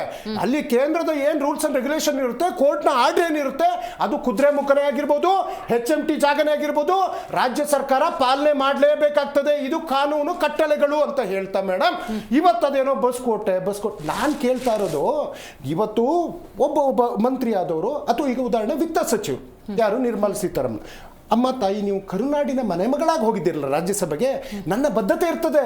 ನಾನು ಈ ಬಜೆಟ್ ಘೋಷಣೆ ಮಾಡುವಾಗ ಬೆಂಗಳೂರಿಗೆ ಇಂಥದ್ದೊಂದು ಅಥವಾ ಮಂಗಳೂರಿಗೆ ಇಂಥದ್ದೊಂದು ಕೊಡುಗೆ ಕೊಟ್ಟೆ ಅಂತೇಳಿ. ಕೇಂದ್ರ ಸಚಿವರನ್ನ ನಿಮ್ಮನ್ನ ಮಾಡಿರೋದು ನಿಮ್ಮ ಹತ್ರ ದಮ್ಮಯ್ಯ ದಕ್ಕಯ್ಯ ಅಂತ ಕೇಳಕ್ಕಲ್ಲ. ಬೇಡ ರೀ, ಕರ್ನಾಟಕಕ್ಕೆ ನಿಮ್ಮ ಹತ್ರ ಮಾಡೋಕ್ಕಾಗಲಿಲ್ಲ ಅಂದರೆ ಒಂದು ಉದ್ಯೋಗ, ಒಂದು ಕೈಗಾರಿಕೆ ಶಂಕುಸ್ಥಾಪನೆನಾದರೂ ಇವತ್ತು ನಿಮ್ಮ MP ಆಗಿ ಗೆಲ್ಸಿದ್ರಲ್ಲ ಮಂಡ್ಯದಲ್ಲಿ, ಅಲ್ಲಿಗೆ ಮಾಡುವಂಥ ಕೆಲಸ ಮಾಡಿದ್ದೀರಾ. ಮೇಡಮ್ ಇವತ್ತು ಚುನಾವಣಾ ಪ್ರಚಾರ ಅಂತ ನೀವು ಕೇಳಿದ್ರಿ. ಮೇಡಮ್ ಇವತ್ತು ಪ್ರಹ್ಲಾದ್ ಜೋಶಿ ಅವರು ಕರ್ನಾಟಕದಲ್ಲಿ ಬೈ ಎಲೆಕ್ಷನ್ ಇಲ್ಲೇ ಇದ್ರು. ಕೇಂದ್ರ ಸಚಿವರು ಕುಮಾರಸ್ವಾಮಿ ಅವರು ಬೈ ಎಲೆಕ್ಷನ್ ಇಲ್ಲೇ ಇದ್ರು. ಶೋಭಾ ಕರಂದ್ಲಾಜೆ ಮಿಸ್ಸಿಂಗ್ ಅಲ್ಲ. ಶೋಭಾ ಕರಂದ್ಲಾಜೆ ಡೇ ಫಸ್ಟ್ ಇಂದನು ಕೇರಳದಲ್ಲಿ ಅವರ ತಮಿಳು ಎಂತ ಮಲಯಾಳಂ ಏನೋ ಮಾತಾಡ್ಕೊಂಡು ಅವರಲ್ಲಿ ಬಿಸಿದ್ದಾರೆ. ನರೇಂದ್ರ ಮೋದಿ ಅವ್ರದ್ದು ನಾನು ಗುವಾಹಟಿಯಿಂದ ಹಿಡಿದು ಸಿಲ್ಚಾರ್ ಇಂದ ಹಿಡಿದು ಕಾಕ್ರೋಜರ್ ಇಂದ ಹಿಡಿದು ಕೋಲ್ಕತ್ತಾದಿಂದ ಹಿಡಿದು ತಿರುಚನಪಲ್ಲಿ, ಕೊಟ್ಟಾಯಂ, ಎರ್ನಾಕುಲಂ, ತಿರುವನಂತಪುರಂ ಇಲ್ಲಿಗೆಲ್ಲ ಭಾಷಣ ಹೋಗಿ ಚುನಾವಣಾ ಪ್ರಚಾರ ಮಾಡಿದ್ರಲ್ವಾ. ನಾವು ಕೇಳ್ತೀವಿ, ಮಾನ್ಯ ನರೇಂದ್ರ ಮೋದಿ ಅವರೇ, ನೀವು ಚುನಾವಣಾ ಜೀವಿಯೋ ಅಥವಾ ವಿದೇಶ ಸುತ್ತುವಂತ ಮನುಷ್ಯರು ಅಥವಾ ಈ ದೇಶದಲ್ಲಿ ನಿಮ್ಮನ್ನ 12 ವರ್ಷದಿಂದ ನೀವು ನನ್ನ ಪ್ರಧಾನಿ ಸ್ವಾಮಿ, ಬಿಜೆಪಿ ಪ್ರಧಾನಿ ಅಲ್ಲ, ಈ ದೇಶದ ಪ್ರಧಾನಿ. ದೇಶದಲ್ಲಿ ಕ್ರೈಸಿಸ್ಗಳಾದಾಗ, ದೇಶದಲ್ಲಿ ರೈತರ ಮೇಲೆ ದಾಳಿಗಳಾದಾಗ, ಮಣಿಪುರ ದಂಗೆ ಆದಾಗ, ಪಹಲ್ಗಾಮ್ ಘಟನೆ ಆಗೋಯ್ತು ಅಥವಾ ಮೊನ್ನೆ ಡೆಲ್ಲಿ ಬ್ಲಾಸ್ಟ್ ಆಯ್ತು, ಯಾರನ್ನ ಬಂಧ ಮಾಡಿದ್ರು ಅವ್ರನ್ನ ಬಿಟ್ಟು ಕಳಿಸಿದ್ರು. ಅಂದ್ರೆ ಆ ಬ್ಲಾಸ್ಟಿಗೆ ಕಾರಣ ಏನು? ಇವತ್ತಿನ ತನಕ ಕೂತ್ರ ಇಲ್ಲ. ಪಹಲ್ಗಾಮ್ ಆ ದಾಳಿ ಆಯ್ತು, ಯಾರು ಟ್ರಂಪ್ ಬಂದು ಅರ್ಧ ಯುದ್ಧ ನಿಲ್ಲಿಸ್ತಾ, ನಿಮ್ಮ ಜವಾಬ್ದಾರಿ ಏನು? ಇವತ್ತು ಅದು ಯಾವುದೋ ಒಂದು ದೇಶಕ್ಕೆ ಯಾವುದೋ ಒಂದು ಕಿತ್ತೋಗಿರೋ ದೇಶ ಮಧ್ಯಸ್ಥಿಕೆ ಅಂತ ಏನಿದೆ. ಹಿಂಗೆ 56ನೇ ಇಂಚು ವಿಶ್ವಗುರು ಮತ್ತೆಲ್ಲ ವಿಶ್ವಗುರು ಕತೆ ಬರೀ ನೀವು ಇಷ್ಟೆಲ್ಲ ಫಾರಿನ್ ಟ್ರಿಪ್ ಮಾಡಿದ್ರಲ್ಲ, ನಿಮ್ಮ ಗೌರವ ಏನಾಗಿದೆ? ನೀವು ಹೇಳ್ಕೊಂಡ್ರ ಪ್ರಕಾರ ನೀವು ಮಧ್ಯಸ್ಥಿಕೆ ಮಾಡ್ತಿರೋ ಬಿಡ್ತಿರೋ, ನೀವು ನಮ್ಗೆ ಒಳ್ಳೆ ಪ್ರಧಾನಿಯಾಗಿರಿ ಸ್ವಾಮಿ ಅಂತ ನಾವು ಕೇಳ್ಕೊಳ್ತೀವಿ ಭಾರತೀಯರಾಗಿ. ಮತ್ತೆ ಇನ್ನೊಂದು ಸಂಪುಟ ಪುನರಚನೆಯನ್ನು ಕೊನೆ ಪ್ರಶ್ನೆ ನೀವು ಕೇಳಿದ್ದೀರಿ, ಅಥವಾ ಇವತ್ತು ದೆಹಲಿಗೆ ಹೋಗ್ತಾರೆ. ಮತ್ತಿನ್ನೊಂದು ನೋಡಿ, ನಮ್ಮ ಹೈಕಮಾಂಡ್ ಇರುವಂತದ್ದು ದೆಹಲಿನಲ್ಲಿ. ಸೊ ದೆಹಲಿನಲ್ಲಿ ಕೆಲವೊಂದು ಪಕ್ಷದ ಕಾರ್ಯತಂತ್ರಗಳು ನಡೀತಾ ಇರಬೇಕಾದ್ರೆ ಎಲ್ಲಾ ರಾಜ್ಯದ ಉದಾಹರಣೆ ಈ ಮನೆಯಲ್ಲಿಗೆ ಅಜರುದ್ದೀನ್ ಅವರು ಬಂದಿದ್ರು ಕರ್ನಾಟಕ ಪ್ರಚಾರಕ್ಕೆ. ಹಾಗೇನೆ ನಮ್ಮ ರಾಜ್ಯದ ನಾಯಕರಿಗೆ ವಿ ಫೀಲ್ ವೆರಿ ಪ್ರೌಡ್. ನಮ್ಮ ಸಾಕ್ಷಿಗುಡ್ಡೆ ಸಾಧನೆಯ ಸರ್ಕಾರ ಏನೇನು ಮಾಡಿದೆ ಅಂತೇಳಿ ನಾಟ್ ಓನ್ಲಿ ಗ್ಯಾರಂಟಿ, ಇವತ್ತು ಅನೇಕ ಮೆಡಿಕಲ್ ಕಾಲೇಜ್ ಇರ್ಬೋದು, ಪಶು ವಿಶ್ವವಿದ್ಯಾಲಯಗಳಾಗಿರ್ಬೋದು, ಅಥವಾ ವಿಶ್ವವಿದ್ಯಾಲಯ ತುಮಕೂರಿನಲ್ಲಿ ಒಂದು ವಿಶ್ವವಿದ್ಯಾಲಯನ ಉದ್ಘಾಟನೆ ಮಾಡಿದ್ದೀವಿ, ಕ್ರೀಡಾಂಗಣಗಳಾಗಿರ್ಬೋದು, ಬೆಂಗಳೂರು 15,000 ಗುಂಡಿಗೆ ಮುಚ್ಚುವಂತ ಕೆಲಸ ಮಾಡಿದ್ದೀವಿ. ವೈಟ್ ಟ್ಯಾಪಿಂಗ್ ಒಟ್ಟು 160 ಕಿಲೋಮೀಟರ್ ಕಂಪ್ಲೀಟ್ ಆಗಿದೆ. ಒಟ್ಟು 1,800 ಕೋಟಿ ರೂಪಾಯಿ ಹಣದಲ್ಲಿ ನಮ್ಮ ಗ್ಯಾರಂಟಿಯನ್ನು ಇವತ್ತು ನರೇಂದ್ರ ಮೋದಿ ಅವರು ಕಾಪಿ ಮಾಡ್ತಾ ಇದ್ದಾರೆ. ನಮ್ಮ ಸಾಕ್ಷಿ ಗುಡ್ಡೆಯನ್ನ ಬೇರೆ ರಾಜ್ಯಗಳಿಗೆ ಹೋಗಿ ಪ್ರಚಾರ ಮಾಡುವಂಥದ್ದು ನಮ್ಮೊಂದು ರಾಷ್ಟ್ರೀಯ ಪಕ್ಷವಾಗಿ ಅಲ್ಲಿ ಕೆಲಸ ಮಾಡುವಂಥದ್ದು ನಮ್ಮ ಕರ್ತವ್ಯ, ನಮ್ಮ ಪಕ್ಷದ ಕೆಲಸ. ಹಾಗೆ ರಾಜ್ಯ ಜನರ ಒಳಿತನ್ನ ನಾವು ಮಾಡ್ತಾ ಇದೀವಿ ಮೇಡಮ್. ಫುಲ್ ಮ್ಯಾಂಡೇಟ್ ಸಿಕ್ಕಿದಾಗ 2023ರ ವಿಧಾನಸಭಾ ಚುನಾವಣೆಯ ನಂತರ ಯದುಕುಮಾರ್ ಗೌಡ್ರೆ ಒಂದು ವಾರ ಆಯಿತು ಮುಖ್ಯಮಂತ್ರಿ ಯಾರು ಅಂತ ಹೇಳಿ ನಿರ್ಧಾರ ಮಾಡೋದಕ್ಕೆ. ಅವತ್ತಿನಿಂದ ಇವತ್ತಿನವರೆಗೂ ಕೂಡ ಆ ಕುರ್ಚಿ ಕದನ ಹಾಗೆ ಉಳ್ಕೊಂಡ್ಬಿಟ್ಟಿದೆ. ಎಟ್ ದ ಸೇಮ್ ಟೈಮ್ ಈಗ ಸಂಪುಟ ಪುನರಚನೆ, ಇಂಥ ಎಲ್ಲ ಬೆಳವಣಿಗೆಗಳಾಗಬೇಕಾದ್ರೆ ಅದು ಕಾಂಗ್ರೆಸ್ನಲ್ಲೇ ಆಗಲಿ, ಅವರೇ ಚರ್ಚೆಯನ್ನು ಹುಟ್ಟುಹಾಕಿದ್ರು ಕೂಡ, ಯಾಕಂದರೆ ಅವರದೇ ನಾಯಕರು ಬಹುತೇಕ ಸ್ಟೇಟ್ಮೆಂಟನ್ನು ಕೊಟ್ಟಿದ್ದಾರೆ. ಬಟ್ ನೀವು ಅದನ್ನು ಬೆಳೆಸ್ತಾ ಹೋಗಬೇಕಾದ್ರೆ ನನಗೆ ಇನ್ನೂ ಕೂಡ ನೆನಪಿದೆ, JDS ಮತ್ತು BJP ಅವರು ಹಲವು ವಿಚಾರ ಪ್ರಸ್ತಾಪ ಮಾಡಿದ್ರಿ. ಸರ್ಕಾರ ನಾವು ಪತನ ಮಾಡಬೇಕಾಗಿಲ್ಲ, ಅದೇ ಆಗಿತ್ತೆ ಅಂದಾಗೆಲ್ಲ ಇವರು ಭದ್ರವಾಗಿ ಎದ್ದು ನಿಂತ್ಕೊಂಡ್ಬಿಟ್ಟಿದ್ದಾರೆ. ಸೊ ನಿಮಗೆ ಯಾಕೆ ಈ ಅಪನಂಬಿಕೆ? ಈಗ ಸಂಪುಟ ಪುನರಚನೆ ಧ್ವನಿ ಎತ್ತಿದ್ದಾರೆ, ಬಗೆಹರಿಸ್ಕೊತಾರೆ, ಒಂದೊಳ್ಳೆ ಆಡಳಿತವನ್ನು ಕೊಡ್ತಾರೆ, ಆ ವಿಶ್ವಾಸ ಇಟ್ಕೋಬಹುದಲ್ಲ? ಅವ್ರಿಗೆ ಆ ವಿಶ್ವಾಸ ಇದೆಯಾ ಅಂತ ಮೊದಲು ಕೇಳಬೇಕಾಗತ್ತೆ ಮೇಡಮ್. ಸರ್ಕಾರಕ್ಕೆ ಇದೆಯಾ ವಿಶ್ವಾಸ ಅಂತ? ಯಾಕಂದ್ರೆ ಮುಖ್ಯಮಂತ್ರಿಗಳಿಗೆ ಮುಖ್ಯಮಂತ್ರಿ ಮತ್ತೆ ಉಪಮುಖ್ಯಮಂತ್ರಿ ಇಬ್ರು ಹೇಳ್ಬಿಡ್ಬೇಕು ಸಂಪುಟ ಪುನರಚನೆನ ನಾಯಕತ್ವ ಬದಲಾವಣೆ ಅಂತ ಇಬ್ರು ಹೇಳ್ತಾರಲ್ಲ, ಬೇರೆ ಯಾರು ಮಾತಾಡಬೇಡಿ, ನಾವಿಬ್ರೇ ಮಾತಾಡ್ತೀವಿ ಅಂತ.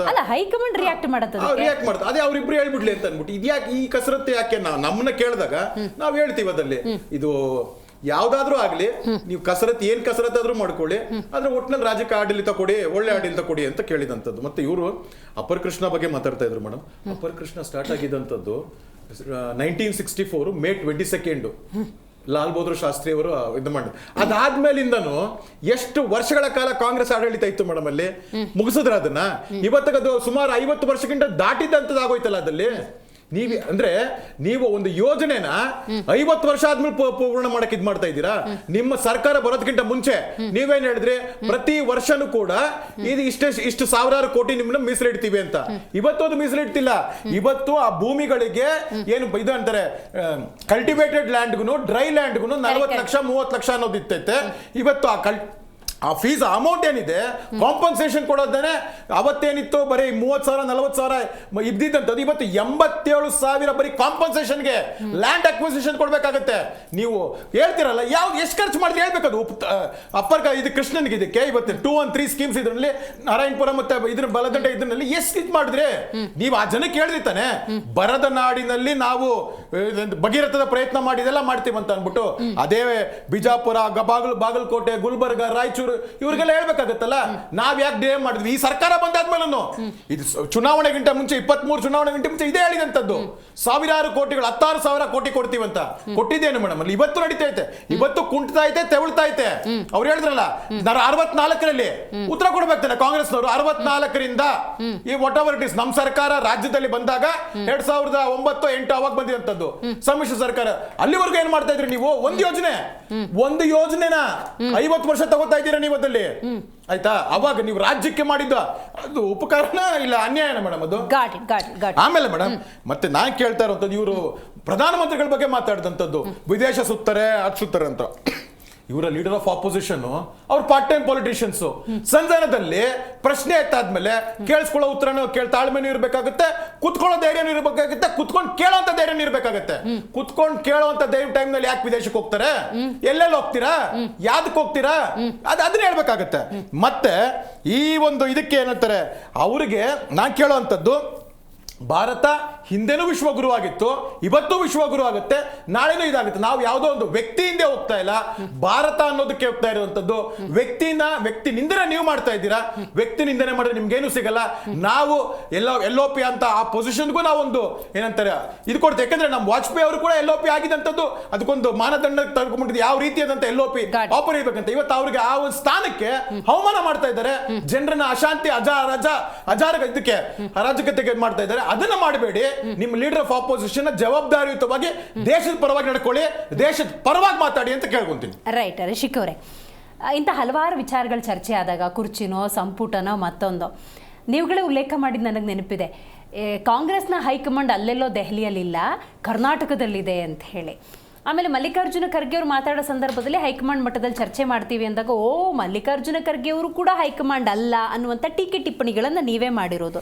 ಯಾಕೆ ಹಂಗಾರೆಲ್ಲ ಡೆಲ್ಲಿಗೆ ಹೋಗ್ತಿದ್ದಾರೆ ನೋಡಿ? ಎಕ್ಸಾಕ್ಟ್ಲಿ ನಮಗೆ ಕೂಡ ರಾಜಕೀಯವಾಗಿ ಏನು ನಡೀತಿದೆ ಆಡಳಿತ ಅಂತ ನೋಡೋದ್ರ ಜೊತೆಗೆ ಈ ಕೆಲವೊಂದು ಸೀರೀಸ್ ನಡೀತಾ ಇರುತ್ತೆ. ಅಂದರೆ ನಾವು ಕ್ಯೂರಿಯಾಸಿಟಿಗೆ ನೋಡ್ತಿರ್ತೀವಿ, ತಿಳ್ಕೊಳ್ಳೋಕ್ಕೆ ಯಾರು ಏನು ಎತ್ತ ಅನ್ನೋದು ಕ್ಯೂರಿಯಾಸಿಟಿ ಇರುತ್ತಲ್ವ.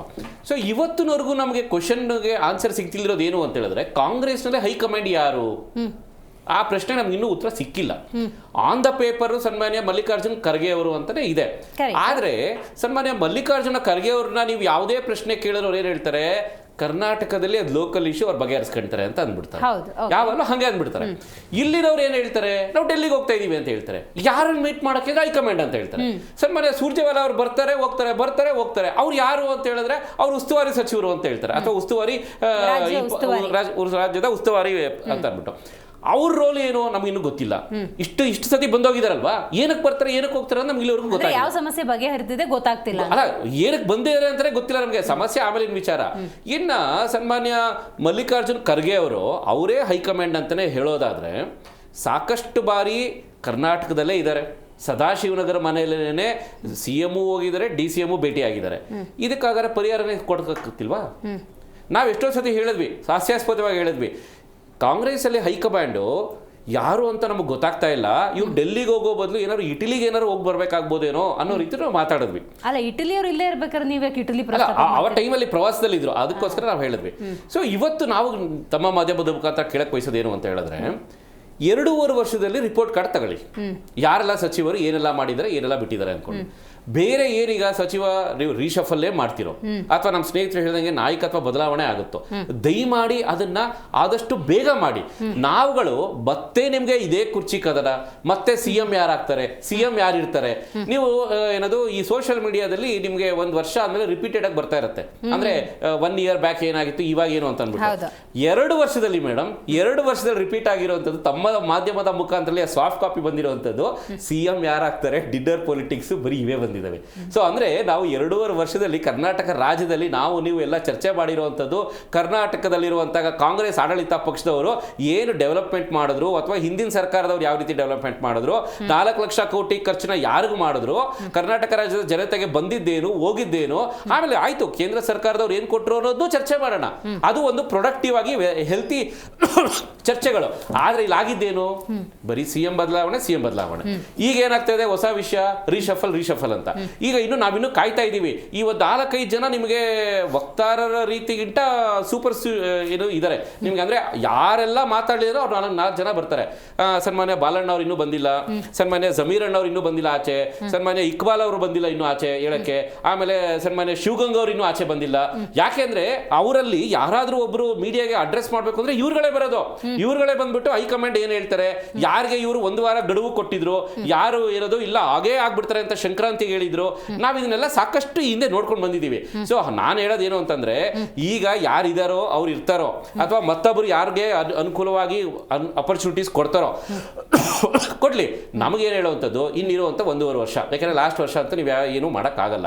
ಈ 1.5 ವರ್ಷದಲ್ಲಿ ಕರ್ನಾಟಕ ರಾಜ್ಯದ ಜನತೆಗೆ ಅವ್ರಿಗೆ ಏನಾದ್ರು ಉದ್ಧಾರ ಮಾಡುವಂಥ ಕೆಲಸಕ್ಕೆ ಇವ್ರು ಯಾವಾಗ ಹೇಳ್ತಿರ್ತಾರೆ ನಮ್ಮ ಹಣ ಅಂತ. ಅಲ್ಲ ಸ್ವಾಮಿ, ನಮ್ಮ ತೆರಿಗೆ ಹಣ ನೀವು 2.5 ವರ್ಷದಿಂದ ನೀವು ಇಲ್ಲಿ ಏನು ಪೋಲ್ ಮಾಡ್ತಾ ಇದ್ರೆ ಅದ್ರ ಬಗ್ಗೆ ನಿಮ್ಗೆ ಚಿಂತೆ ಇಲ್ಲ. ಕೇಂದ್ರ ಸರ್ಕಾರದಿಂದ ನಮ್ಮ ಸ್ನೇಹಿತರು ಹೇಳ್ತಿದ್ರು, ನನಗೆ ಕೌಂಟ್ ಮಾಡ್ತಾ ಇದ್ದೆ, ಅವ್ರು ಹೇಳಿದ ಎಲ್ಲಾ ಲೆಕ್ಕಾಚಾರ ಹಾಕಿದ್ರು 55ರಿಂದ 60 ಸಾವಿರ ಕೋಟಿ ಕ್ರಾಸ್ ಆಗಲ್ಲ. 55ರಿಂದ 60 ಸಾವಿರ ಕೋಟಿ ಅಂದ್ರೆ 60 ಸಾವಿರ ಕೋಟಿ ನಿಮ್ಗೆ ಸೆಂಟ್ರಲ್ ಅಲ್ಲಿ ಬಂದ್ರೆ ಮಾತ್ರ ನಿಮ್ಗೆ ರಾಜ್ಯ ಉದ್ಧಾರ ಆಗುತ್ತಾ? ಇಲ್ಲಾಂದ್ರೆ ಉದ್ಧಾರ ಆಗಲ್ವಾ? ನೀವು 60 ಸಾವಿರ ಸೆಂಟ್ರಲ್ ಬರೋದೇ ಕಾಯ್ಕೊಂಡು ಕುತ್ಕೊಂಡಿದ್ದೀರಾ. ಅವ್ರು ಯಾವಾಗ ಕೊಡ್ತಾರೋ ಅವ್ರು ಕೊಟ್ಟಿದ ತಕ್ಷಣ ನಾಳೆಯಿಂದ ನಾವು ಅಭಿವೃದ್ಧಿ ಸ್ಟಾರ್ಟ್ ಮಾಡ್ತೀವಿ ಅಂತ ತಾವು ಹೇಳೋದಾದರೆ ಇದು ನಾನು ಕೇಳಕ್ ಬಯಸ್ತೀನಿ. ರೈಟ್ ದರ್ಶನ್ ಅವರೇ, ಹೈಕಮಾಂಡ್ ಕೆಲವೊಮ್ಮೆ ರಿಯಾಕ್ಟ್ ಮಾಡಬೇಕಾಗುತ್ತೆ. ಇಲ್ಲಿ ಸ್ವಲ್ಪ ಸಮಸ್ಯೆ ಉಲ್ಬಣ ಆದಾಗ ಮಲ್ಲಿಕಾರ್ಜುನ್ ಖರ್ಗೆ ಅವರು ಲಾಸ್ಟ್ ಟೈಮ್ ಒಂದ್ಸತಿ ಬಾಯಿ ಮುಚ್ಕೊಂಡು ಕೆಲಸ ಮಾಡಿ ಅಂತ ಹೇಳಿದ್ರು. ಆಗೊಂದು ವಾರ ಎಲ್ಲವೂ ಸರಿಯಾಗಿತ್ತು. ಹಾಗೇನೆ ಈಗ ಸಂಪುಟ ಪುನರಚನೆ ಅಂತ ಸಂದರ್ಭದಲ್ಲಿ ಸಣ್ಣ ಪುಟ್ಟ ಗೊಂದಲಗಳು ಇದ್ದೇ ಇರ್ತವೆ. ಈಗ ನೋಡಿ, ಡೆಲ್ಲಿ ಟೂರ್ ಅನ್ನೋಕ್ಕಿಂತ ಇಲ್ಲೇ ಸಿದ್ದರಾಮಯ್ಯನವರು ಹಾಗೆಯೇ DK ಶಿವಕುಮಾರ್ ಅವರು ಇರೋದ್ರಿಂದಾಗಿ ಅವರ ಮನದಿಂಗಿತವನ್ನು ವ್ಯಕ್ತಪಡಿಸ್ಬೋದು. ಅವಕಾಶ ಸಿಕ್ಕರೂ ಆಯಿತು, ಸಿಕ್ಕಿಲ್ಲ ಅಂದರೂ ಆಯಿತು. ಈಗ ಡೆಲ್ಲಿ ಟೂರ್ ಅನ್ನೋದು ಸಹಜವಾಗಿ ಜನಸಾಮಾನ್ಯರಲ್ಲಿ ಅರೆ ಏನಿದೆ ಈ ಪ್ರಹಸನಗಳನ್ನು ನೋಡೋಕೆ ನಾವು ಇವ್ರಿಗೆ ಮ್ಯಾಂಡೇಟ್ ಕೊಟ್ಟಿದ್ದು ಅನ್ನುವಂಥ ಭಾವನೆಗಳನ್ನು ಸೃಷ್ಟಿ ಮಾಡೋದಿಲ್ವಾ ಅಂತ ಹೇಳಿ. ಮೊದಲಿಗೆ ಹೈಕಮಾಂಡ್ ಅನ್ನೋ ವಿಚಾರದಲ್ಲಿ ಯಾವುದೋ ಇಟಲಿ ಪದನೂ ಬಂತು. ಇವತ್ತು ಹೈಕಮಾಂಡ್ ಅಂತಂದರೆ ಒಬ್ಬ ವ್ಯಕ್ತಿಯಿಂದ ಹೈಕಮಾಂಡ್ ಅಲ್ಲ. ಇವತ್ತು ಕಾಂಗ್ರೆಸ್ ವರ್ಕಿಂಗ್ ಕಮಿಟಿ ಏನು ಮೀಟಿಂಗ್ ನಡೀತಾ ಇದೆ, ಆ ನಾಯಕರೆಲ್ಲ ಸೇರಿ ಒಂದು ಹೈಕಮಾಂಡ್ ಆಗಿರ್ತಕ್ಕಂಥದ್ದು. ಅಧ್ಯಕ್ಷಗಳು ಯಾರೇ ಇರ್ಬೋದು, ಆದರೆ ಹೈಕಮಾಂಡ್ ಅಂತ ಬಂದಾಗ ನಮ್ಮದೊಂದು ಒಗ್ಗಟ್ಟಿನ ಕುಟುಂಬದ ಥರ ನಾವು ಅದರಲ್ಲಿ ನಿರ್ಧಾರ ಮಾಡ್ತೀವಿ. ಅದಕ್ಕೆ ಸಂಬಂಧಪಟ್ಟ ಲೀಡರ್ಗಳು ಅಂತ ಇರ್ತಾರೆ. ನಮ್ಮ ಪದ್ಮನಾಭ ನಗರದಲ್ಲಿ ಯಾವುದೇ ಹೈಕಮಾಂಡ್ ಇಲ್ಲ. ಅಥವಾ ತಮ್ಮ ಹೈಕಮಾಂಡ್ ಉಳಿಸ್ಕೊಳ್ಳೋದಕ್ಕೋಸ್ಕರ ಒಬ್ಬ ದಲಿತ ನಾಯಕ HK ಕುಮಾರಸ್ವಾಮಿ ಅವ್ರನ್ನ ಮನೆ ಕಳಿಸಿರೋ, ಇನ್ನೊಬ್ರು ಮುಸ್ಲಿಂ ನಾಯಕ CM ಇಬ್ರಾಹಿಂನ ಉಚ್ಚಾಟನೆ ಮಾಡಾಕ್ಬಿಟ್ರು ಅವ್ರ ಪಕ್ಷದಿಂದ, ರಾಜ್ಯಾಧ್ಯಕ್ಷ ಹುದ್ದೆಯಿಂದ. ಹೈಕಮಾಂಡ್ ಅನ್ನುವಂಥದ್ದು ರಾಷ್ಟ್ರೀಯ ಅಧ್ಯಕ್ಷ ದೇವೇಗೌಡರು, ರಾಜ್ಯ ಅಧ್ಯಕ್ಷ ಕುಮಾರಸ್ವಾಮಿ, ಯುವ ಘಟಕದ ಅಧ್ಯಕ್ಷ ನಿಖಿಲ್ ಕುಮಾರಸ್ವಾಮಿ. ಈ ಥರ ಮನೆ ಒಳಗಡೆ ಇಟ್ಕೊಂಡು ಮನೆ ಒಳಗಡೆ B ಫಾರ್ಮ್ ತಯಾರಿ ಮಾಡೋಂಥ ಹೈಕಮಾಂಡ್ ನಮ್ದಲ್ಲ. ನಮ್ದು ದೆಹಲಿ ಮಟ್ಟದಲ್ಲಿ ಒಂದು ಶಿಸ್ತುಬದ್ಧದಂಥ ಹೈಕಮಾಂಡ್ ಇರ್ತಕ್ಕಂಥದ್ದು ಒಂದು. ಇನ್ನೊಂದು ಮುಖ್ಯಮಂತ್ರಿ ಗಾದಿ ಮತ್ತಿನ್ನೊಂದೆಲ್ಲ ಹೇಳ್ತಾ ಹೋದ್ರು. ನೋಡಿ ಮೇಡಮ್, ಅವಕಾಶ 96ರಲ್ಲಿ ಬಂದಾಗ ಅಥವಾ 94ರಲ್ಲಿ ಬಂದಾಗ ಅವರೇ ದೇವೇಗೌಡರೇ ಮುಖ್ಯಮಂತ್ರಿ. ಆಮೇಲೆ ಪ್ರಧಾನಿ ಅವಕಾಶ ಬಂದಾಗ ಅವರೇನೆ. ಆಮೇಲೆ ಇವ್ರ ಮಗ ಆಪರೇಷನ್ ಕಮಲ ಅಂತೇಳಿ ಏನು ಬಸ್ ಎಲ್ಲ ಹೋಗಿ ಗೋವಾಕ್ಕೆಲ್ಲ ಬಂದು ಹೋಗಿ ವಚನ ಭ್ರಷ್ಟ ಅನ್ನುವಂಥ ಹಣೆಪಟ್ಟಿಯನ್ನು ತಗೊಂಡು ಅವತ್ತಿಗೂ ಮಂತ್ರಿ ಯಾರು ಕುಮಾರಸ್ವಾಮಿ ಅವರು. ಆಮೇಲೆ ಮಂತ್ರಿ ಸ್ಥಾನದಲ್ಲಿ ಪದವಿ ಯಾರಿಗೆ? HD ರೇವಣ್ಣ ಅವರಿಗೆ. ಮತ್ತೆ ನಾವು ಕೇಳಿದಾಗ ಮತ್ತೆ ಅವರೇ ಮುಖ್ಯಮಂತ್ರಿ. ಮತ್ತೆ ಮಂತ್ರಿ ಸ್ಥಾನ ಯಾರಿಗೆ? ಅದೇ HD ರೇವಣ್ಣ ಅವರಿಗೆ. ಮತ್ತೆ ಅದರಲ್ಲಿ ಏನಾದ್ರು ಅದೇ ಪದ್ಮನಾಭ ನಗರ ಅಂದ್ರೆ ಏನಾಗುತ್ತೆ, ಅಲ್ಲಿ ಬಾಲಕೃಷ್ಣ ಅವ್ರಿಗೂ ಟಿಕೆಟ್ ಸಿಗುತ್ತೆ, ಭವಾನಿ ಅವ್ರಿಗೂ ಸಿಗುತ್ತೆ, ಸೂರಜ್ ಅವ್ರಿಗೂ ಸಿಗುತ್ತೆ, ಪ್ರಜ್ವಲ್ ಅವ್ರಿಗೂ ಸಿಗುತ್ತೆ, ನಿಖಿಲ್ ಅವ್ರಿಗೂ 3 ಬಾರಿ ಸಿಗುತ್ತೆ, ಅನಿತಕ್ಕನ್ಗೆ ಊರು ತಿರುಗಿಸಿ ಸಿಗುತ್ತೆ. ಮಧುಗಿರಿ ಆಯ್ತು, ರಾಮನಗರ ಆಯ್ತು, ಬೆಂಗಳೂರು ಗ್ರಾಮಾಂತರ ಆಯ್ತು. ಇನ್ನು ಕುಮಾರಸ್ವಾಮಿ ಅವ್ರು ಇಚ್ಛೆ ಬಂದಲ್ಲೆಲ್ಲ ಟಿಕೆಟ್ ಸಿಗ್ತಾ ಹೋಗುತ್ತೆ. ಅದು ಮನೆಯೊಳಗಿನ ಹೈಕಮಾಂಡ್ಗೂ ಮತ್ತೆ ದೆಹಲಿ ಹೈಕಮಾಂಡ್ಗೂ ಇರ್ತಕ್ಕಂಥ ವ್ಯತ್ಯಾಸ. ಇನ್ನ ನಿಮ್ಮ ಒಂದು ಪ್ರಶ್ನೆ ಬರ್ತಾ ಇದ್ದಾಗ ಮೇಡಮ್, ಇವತ್ತು ಯಾವುದೇ ಒಂದು ನಿರ್ಧಾರಗಳನ್ನ ನಮ್ಮ ಪಕ್ಷ ತಗೊಳ್ಳುವಂತ ಸಂದರ್ಭದಲ್ಲಿ ಖಂಡಿತವಾಗ್ಲೂ ತಗೊಳ್ತಾರೆ. ಅದು ಅಂದ್ರೆ ಈಗ ಕುರ್ಚಿ ಕದನೆ ಇರ್ಬೋದು, ಸಂಪುಟ ಪುನರಚನೆ ಇರ್ಬೋದು, ಈಗ ಏನ್ ನೆನ್ನೆ ಮೊನ್ನೆ ಬಂದಿದ್ದ ಚರ್ಚೆಯಲ್ಲೇ ಈಗ 2.25 ವರ್ಷದಿಂದ ಆ ಮೆಮೊರೀಸ್ ನ ಕೆಲವೊಂದು ಸೋಷಿಯಲ್ ಮೀಡಿಯಾ ರಿಕಾಲ್ ಮಾಡ್ಬೇಕಾದ್ರೆ ಅವೇ ಬರ್ತದೆ. ಯೋಚನೆ ಮಾಡಿ ಅದು ಹಂಗೆ ಇದೆ, ಹಂಗಾಗಿ ಸಮಸ್ಯೆ ನೀವು ಪೋಸ್ಟ್ಪೋನ್ ಮಾಡ್ತಿದ್ದೀರಾ ಅಂತ ಒಂದು ರಿಯಾಕ್ಟ್ ಮಾಡಬಹುದು. ಬಿಜೆಪಿ ಅವರು ಬಹಳ ತಲೆ ಕೆಡಿಸ್ಕೊಂಡು ಕುರ್ಚಿ ವಿಚಾರ ಅಂದ್ರು. ನಾವು ಕಂಡಿದೀವಿ ಮೇಡಮ್, ನಮಗೂ ರಾಜಕೀಯ ಗೊತ್ತು. 3 ಜನ ಮ್ಯೂಸಿಕಲ್ ಚೇರು ಏನ್ ಯಡಿಯೂರಪ್ಪ ಆದ ತಕ್ಷಣ ಜಗದೀಶ್ ಶೆಟ್ಟರು, ಸದಾನಂದ ಗೌಡ್ರು, ಮತ್ತೆ ಯಡಿಯೂರಪ್ಪನವ್ರು ಬಂದ್ರು, ಮತ್ತೆ ಅಲ್ಲಿ ಬೊಮ್ಮಾಯಿ ಅವ್ರು ಬಂದ್ರು. ಈ ಮ್ಯೂಸಿಕಲ್ ಚೇರ್ನು ನೋಡಿದೀವಿ. 15 ಜನ ಏನೋ ಉಪಮುಖ್ಯಮಂತ್ರಿಗಳನ್ನು ನೋಡಿದಂತಹ ಕಣ್ಣುಗಳು ಇವು. ಅವರ ಒಂದು ನಾಯಕತ್ವ ಹೆಂಗಾಗಿದೆ ಇವತ್ತು, ಏನೋ ವಿರೋಧ ಪಕ್ಷದ ನಾಯಕರು ಇಲ್ದೇನೆ ಒಂದು ಸದನ ನಡೆದಿದೆ. ರಾಜ್ಯಾಧ್ಯಕ್ಷ ಆಗೋದಕ್ಕೆ 6 ತಿಂಗಳು ತಗೊಂಡಿದ್ದಾರೆ. ಯತ್ನಾಳ್ ನೋಡಿದ್ರೆ ಆ ಪದವಿಗೆಲ್ಲ 1,000 ಕೋಟಿ 2,500 ಕೋಟಿ ಅಂತ ಅವರೇ ಹೇಳ್ತಾ ಇದ್ದಾರೆ. ಅವ್ರ ಪಕ್ಷದಲ್ಲಿ ಇದ್ರು, ಈಗಿಲ್ಲ. ಬಟ್ ಎನಿವೆ, ಈಗ ಸಂಪುಟ ಪುನರಚನೆ ಬಗ್ಗೆನೂ ಹಂಗೆ ಚರ್ಚೆ ಆಗ್ತಾ ಇದೆ. ಮತ್ತೊಂದು ಕಡೆಗೆ ಎಲೆಕ್ಷನ್ ಬೇರೆ ಆಯ್ತಲ್ಲ, ಸುದ್ದಿಗೋಷ್ಠಿ ನೀವು ಕೂಡ ಗಮನಿಸಿರ್ತೀರಿ. ಪಕ್ಷಕ್ಕಾಗಿ ಒಬ್ಬ ಅಭ್ಯರ್ಥಿನ ಗೆಲ್ಸೋ ಸಂದರ್ಭದಲ್ಲಿ ಯಾರ ಜೊತೆ ಕೈ ಜೋಡಿಸಿದ್ದಾರೆ ಅಂತ ಬಹಿರಂಗವಾಗಿ, ಅಂದ್ರೆ ಆಂತರಿಕವಾಗಿ ಒಂದು ಸಮಸ್ಯೆ ಇರೋದು ಗೊತ್ತಾಗ್ತಿದೆ. ಇದು ಬಹಳ ಸೂಕ್ಷ್ಮವಾದಂತ ವಿಚಾರ. ದಾವಣಗೆರೆ ವಿಚಾರದಲ್ಲಿ ಖಂಡಿತವಾಗ್ಲೂ Congress party will take the ಕಾಸ್. ಯಾರು ತಪ್ಪು ಮಾಡಿದ್ದಾರೆ ಅವರಿಗೆ ಶಿಕ್ಷೆ ಆಗೋದಂತೂ ಖಂಡಿತ. ಯಾಕೆಂದ್ರೆ ಒಂದು ಪಕ್ಷದ ಚುನಾವಣೆ ಅಂತಂದ್ರೆ ಎಲ್ಲರೂ ಒಗ್ಗಟ್ಟಾಗಿ ತೀರ್ಮಾನ ಮಾಡಿದ್ದು ಇಂಥ ಕ್ಯಾಂಡಿಡೇಟ್ ಅಂತ ಹೇಳಿದ್ಮೇಲೆ ಇವತ್ತು ನಾಯಕರೇ ಬಂದು ಮಾತಾಡಿದ್ದಾರೆ ಅಂದ್ರೆ there will be some loophole. ಆ ಸುಲಭವಾಗಿ ದ ಸೀನಿಯರ್ ಮೋಸ್ಟ್ ನಮ್ಮ ಸಲೀಂ ಅಹಮದ್ ಸಾಹೇಬ್ರು ಮಾತಾಡುದಿಲ್ಲ. ಅವರು NSU ಇಂದ ಬಂದಿರೋರು, ಅವರಿಗೆ ಆಳ ಆಗಲ್ಲ ಎಲ್ಲದೂ ಗೊತ್ತಿದೆ. ಸೊ ಯಾರೆಲ್ಲ ಅವ್ರು ಯಾರನ್ನು ಪಾಯಿಂಟ್ ಔಟ್ ಮಾಡಿಲ್ಲ. ಅಲ್ಲಿ ಲೋಕಲಿ ಇರ್ಬೋದು ಅಥವಾ ರಾಜ್ಯ ಮಟ್ಟದಲ್ಲಿ ಯಾರೇ ಆಗಿರ್ಬೋದು, ಖಂಡಿತವಾಗ್ಲೂ ಕಾಂಗ್ರೆಸ್ ಪಕ್ಷ ಒಂದಂತೂ ಹೇಳ್ತೀನಿ ಮೇಡಮ್, ಯಾರು ಏನೇ ಮಾಡ್ಲಿ ದಾವಣಗೆರೆನೂ ನಮ್ದೆ, ಬಾಗಲಕೋಟೆನೂ ಹೌದಾಗ. ಯದುಕುಮಾರ್ ಗೌಡ್ರೆ, ನಿಮ್ ವಿಶ್ವಾಸ ಎಷ್ಟಿದೆ? 2 ಸೀಟ್ ಹೆಚ್ಚಾಗುತ್ತೆ ಹಂಗೆ ಕ್ವಿಕ್ ಆಗಿ? ಎರಡು ಸೀಟ್ ಹೆಚ್ಚಾಗುತ್ತೆ ಮೇಡಮ್. ಅವರು 3 ಮುಖ್ಯಮಂತ್ರಿಗಳ ಬಗ್ಗೆ ಮಾತಾಡ್ತಾ ಇದ್ರು. ನಾನು ಸುಮಾರು ಸತಿ ಹೇಳ್ತಾ ಇದ್ದೆ, ಅಜೀರ್ಣವಾಗುವಷ್ಟು ಬಹುಮತ ಕೊಟ್ಟಿದ್ದಾರಂತ. 89ರಲ್ಲೂ 90ರಲ್ಲೂ ಅಜೀರ್ಣವಾದಷ್ಟು 179 ಕೊಟ್ಟಿದ್ದಂಥದ್ದು. ಅವತ್ತು 89 ನಲ್ಲಿ ಅವತ್ತು ವೀರೇಂದ್ರ ಪಾಟೀಲ್ ಆಗಿದ್ರು, ಆಮೇಲೆ ಬಂಗಾರಪ್ಪ ಆದ್ರು, ಆಮೇಲೆ ವೀರಪ್ಪ ಮೊಯ್ಲಿ ಆದ್ರು. 94 ಚುನಾವಣೆಯಲ್ಲಿ 34ಕ್ಕೆ ಬಂದ್ರು. ನೆನಪಿರ್ಬೇಕು ಅವ್ರಿಗಾಗತ್ತೆ ಹಿಸ್ಟ್ರಿ ರಿಪೀಟ್ಸ್ ಅಂತ. ಎಷ್ಟು ಸತಿ ಅವರು ಮೇಡಮ್ ಎಷ್ಟು ಸತಿ ಡೆಲ್ಲಿ ಟ್ರಿಪ್ ಮಾಡಿದಾರೋ ಅಷ್ಟು ಸತಿ ಅವ್ರ ಶಾಸಕರು ಅವ್ರ ಕ್ಷೇತ್ರಗಳಿಗೆ ಹೋಗಿದ್ರೆ, ನೀವು ಫುಲ್ ಮ್ಯಾಂಡೇಟ್ ತಗೊಳಕ್ ಹೋಗ್ಬಿಡಿ. ಮತ್ತೆ ಕ್ಷೇತ್ರಗಳಾಗಿದ್ರೆ ಅವರ ಇದು ಕ್ಷೇತ್ರಗಳು ಅನುದಾನ ಉದ್ಧಾರ ಆಗ್ತಾ ಇತ್ತು. ದಯವಿಟ್ಟು ವಿರೋಧ ಪಕ್ಷ ಆಳಿದ ಪಕ್ಷ ಅಂತ ಭೇದ ಭಾವ ಮಾಡದೆ ಎಲ್ಲರಿಗೂ ಸಮನಾಗಿ ಅನುದಾನ ಕೊಟ್ಟು ರಾಜ್ಯಕ್ಕೆ ಒಂದು ಪುಣ್ಯ ಕಟ್ಕೊಳ್ಳಿ ಅಂತ ಹೇಳ್ತೀನಿ. ದರ್ಶನ್ ಅವರು, ರಿಷಿಕ್ ಅವರು, ಯದುಕುಮಾರ್ ಗೌಡ್ರ ಕಾರ್ಯಕ್ರಮದಲ್ಲಿ ಭಾಗಿಯಾಗಿದ್ದಕ್ಕಾಗಿ ಧನ್ಯವಾದಗಳು. ಒಟ್ಟಾರೆ ಬಹಳ ಮುಖ್ಯವಾಗಿ ಸಂಪುಟ ಪುನರಚನೆಯ ಚರ್ಚೆ ಮತ್ತೆ ಗರಿಗೆದರಿದೆ. ಬೈ ಎಲೆಕ್ಷನ್ ಆಯಿತು, ಆ ನಂತರದ ಸಂದರ್ಭದಲ್ಲಿ ಆಗ್ತಿರುವಂತಹ ವಿಚಾರ ಇದು. ನೋಡೋಣ ಯಾರೆಲ್ಲ ದೆಹಲಿ ಟೂರ್ ಹೋಗ್ತಾರೆ, ಯಾರಿಗೆಲ್ಲ ಅವಕಾಶ ಸಿಗುತ್ತೆ ಅಂತ ಹೇಳ್ತೀವಿ. ಇವತ್ತಿನ ಕಾರ್ಯಕ್ರಮವನ್ನು ಮುಗಿಸೋಣ. ನೋಡ್ತಾ ಇರಿ ಜೀ ಕನ್ನಡ ನ್ಯೂಸ್, ಸತ್ಯವೇ ಸುದ್ದಿಯ ಜೀವಾಳ.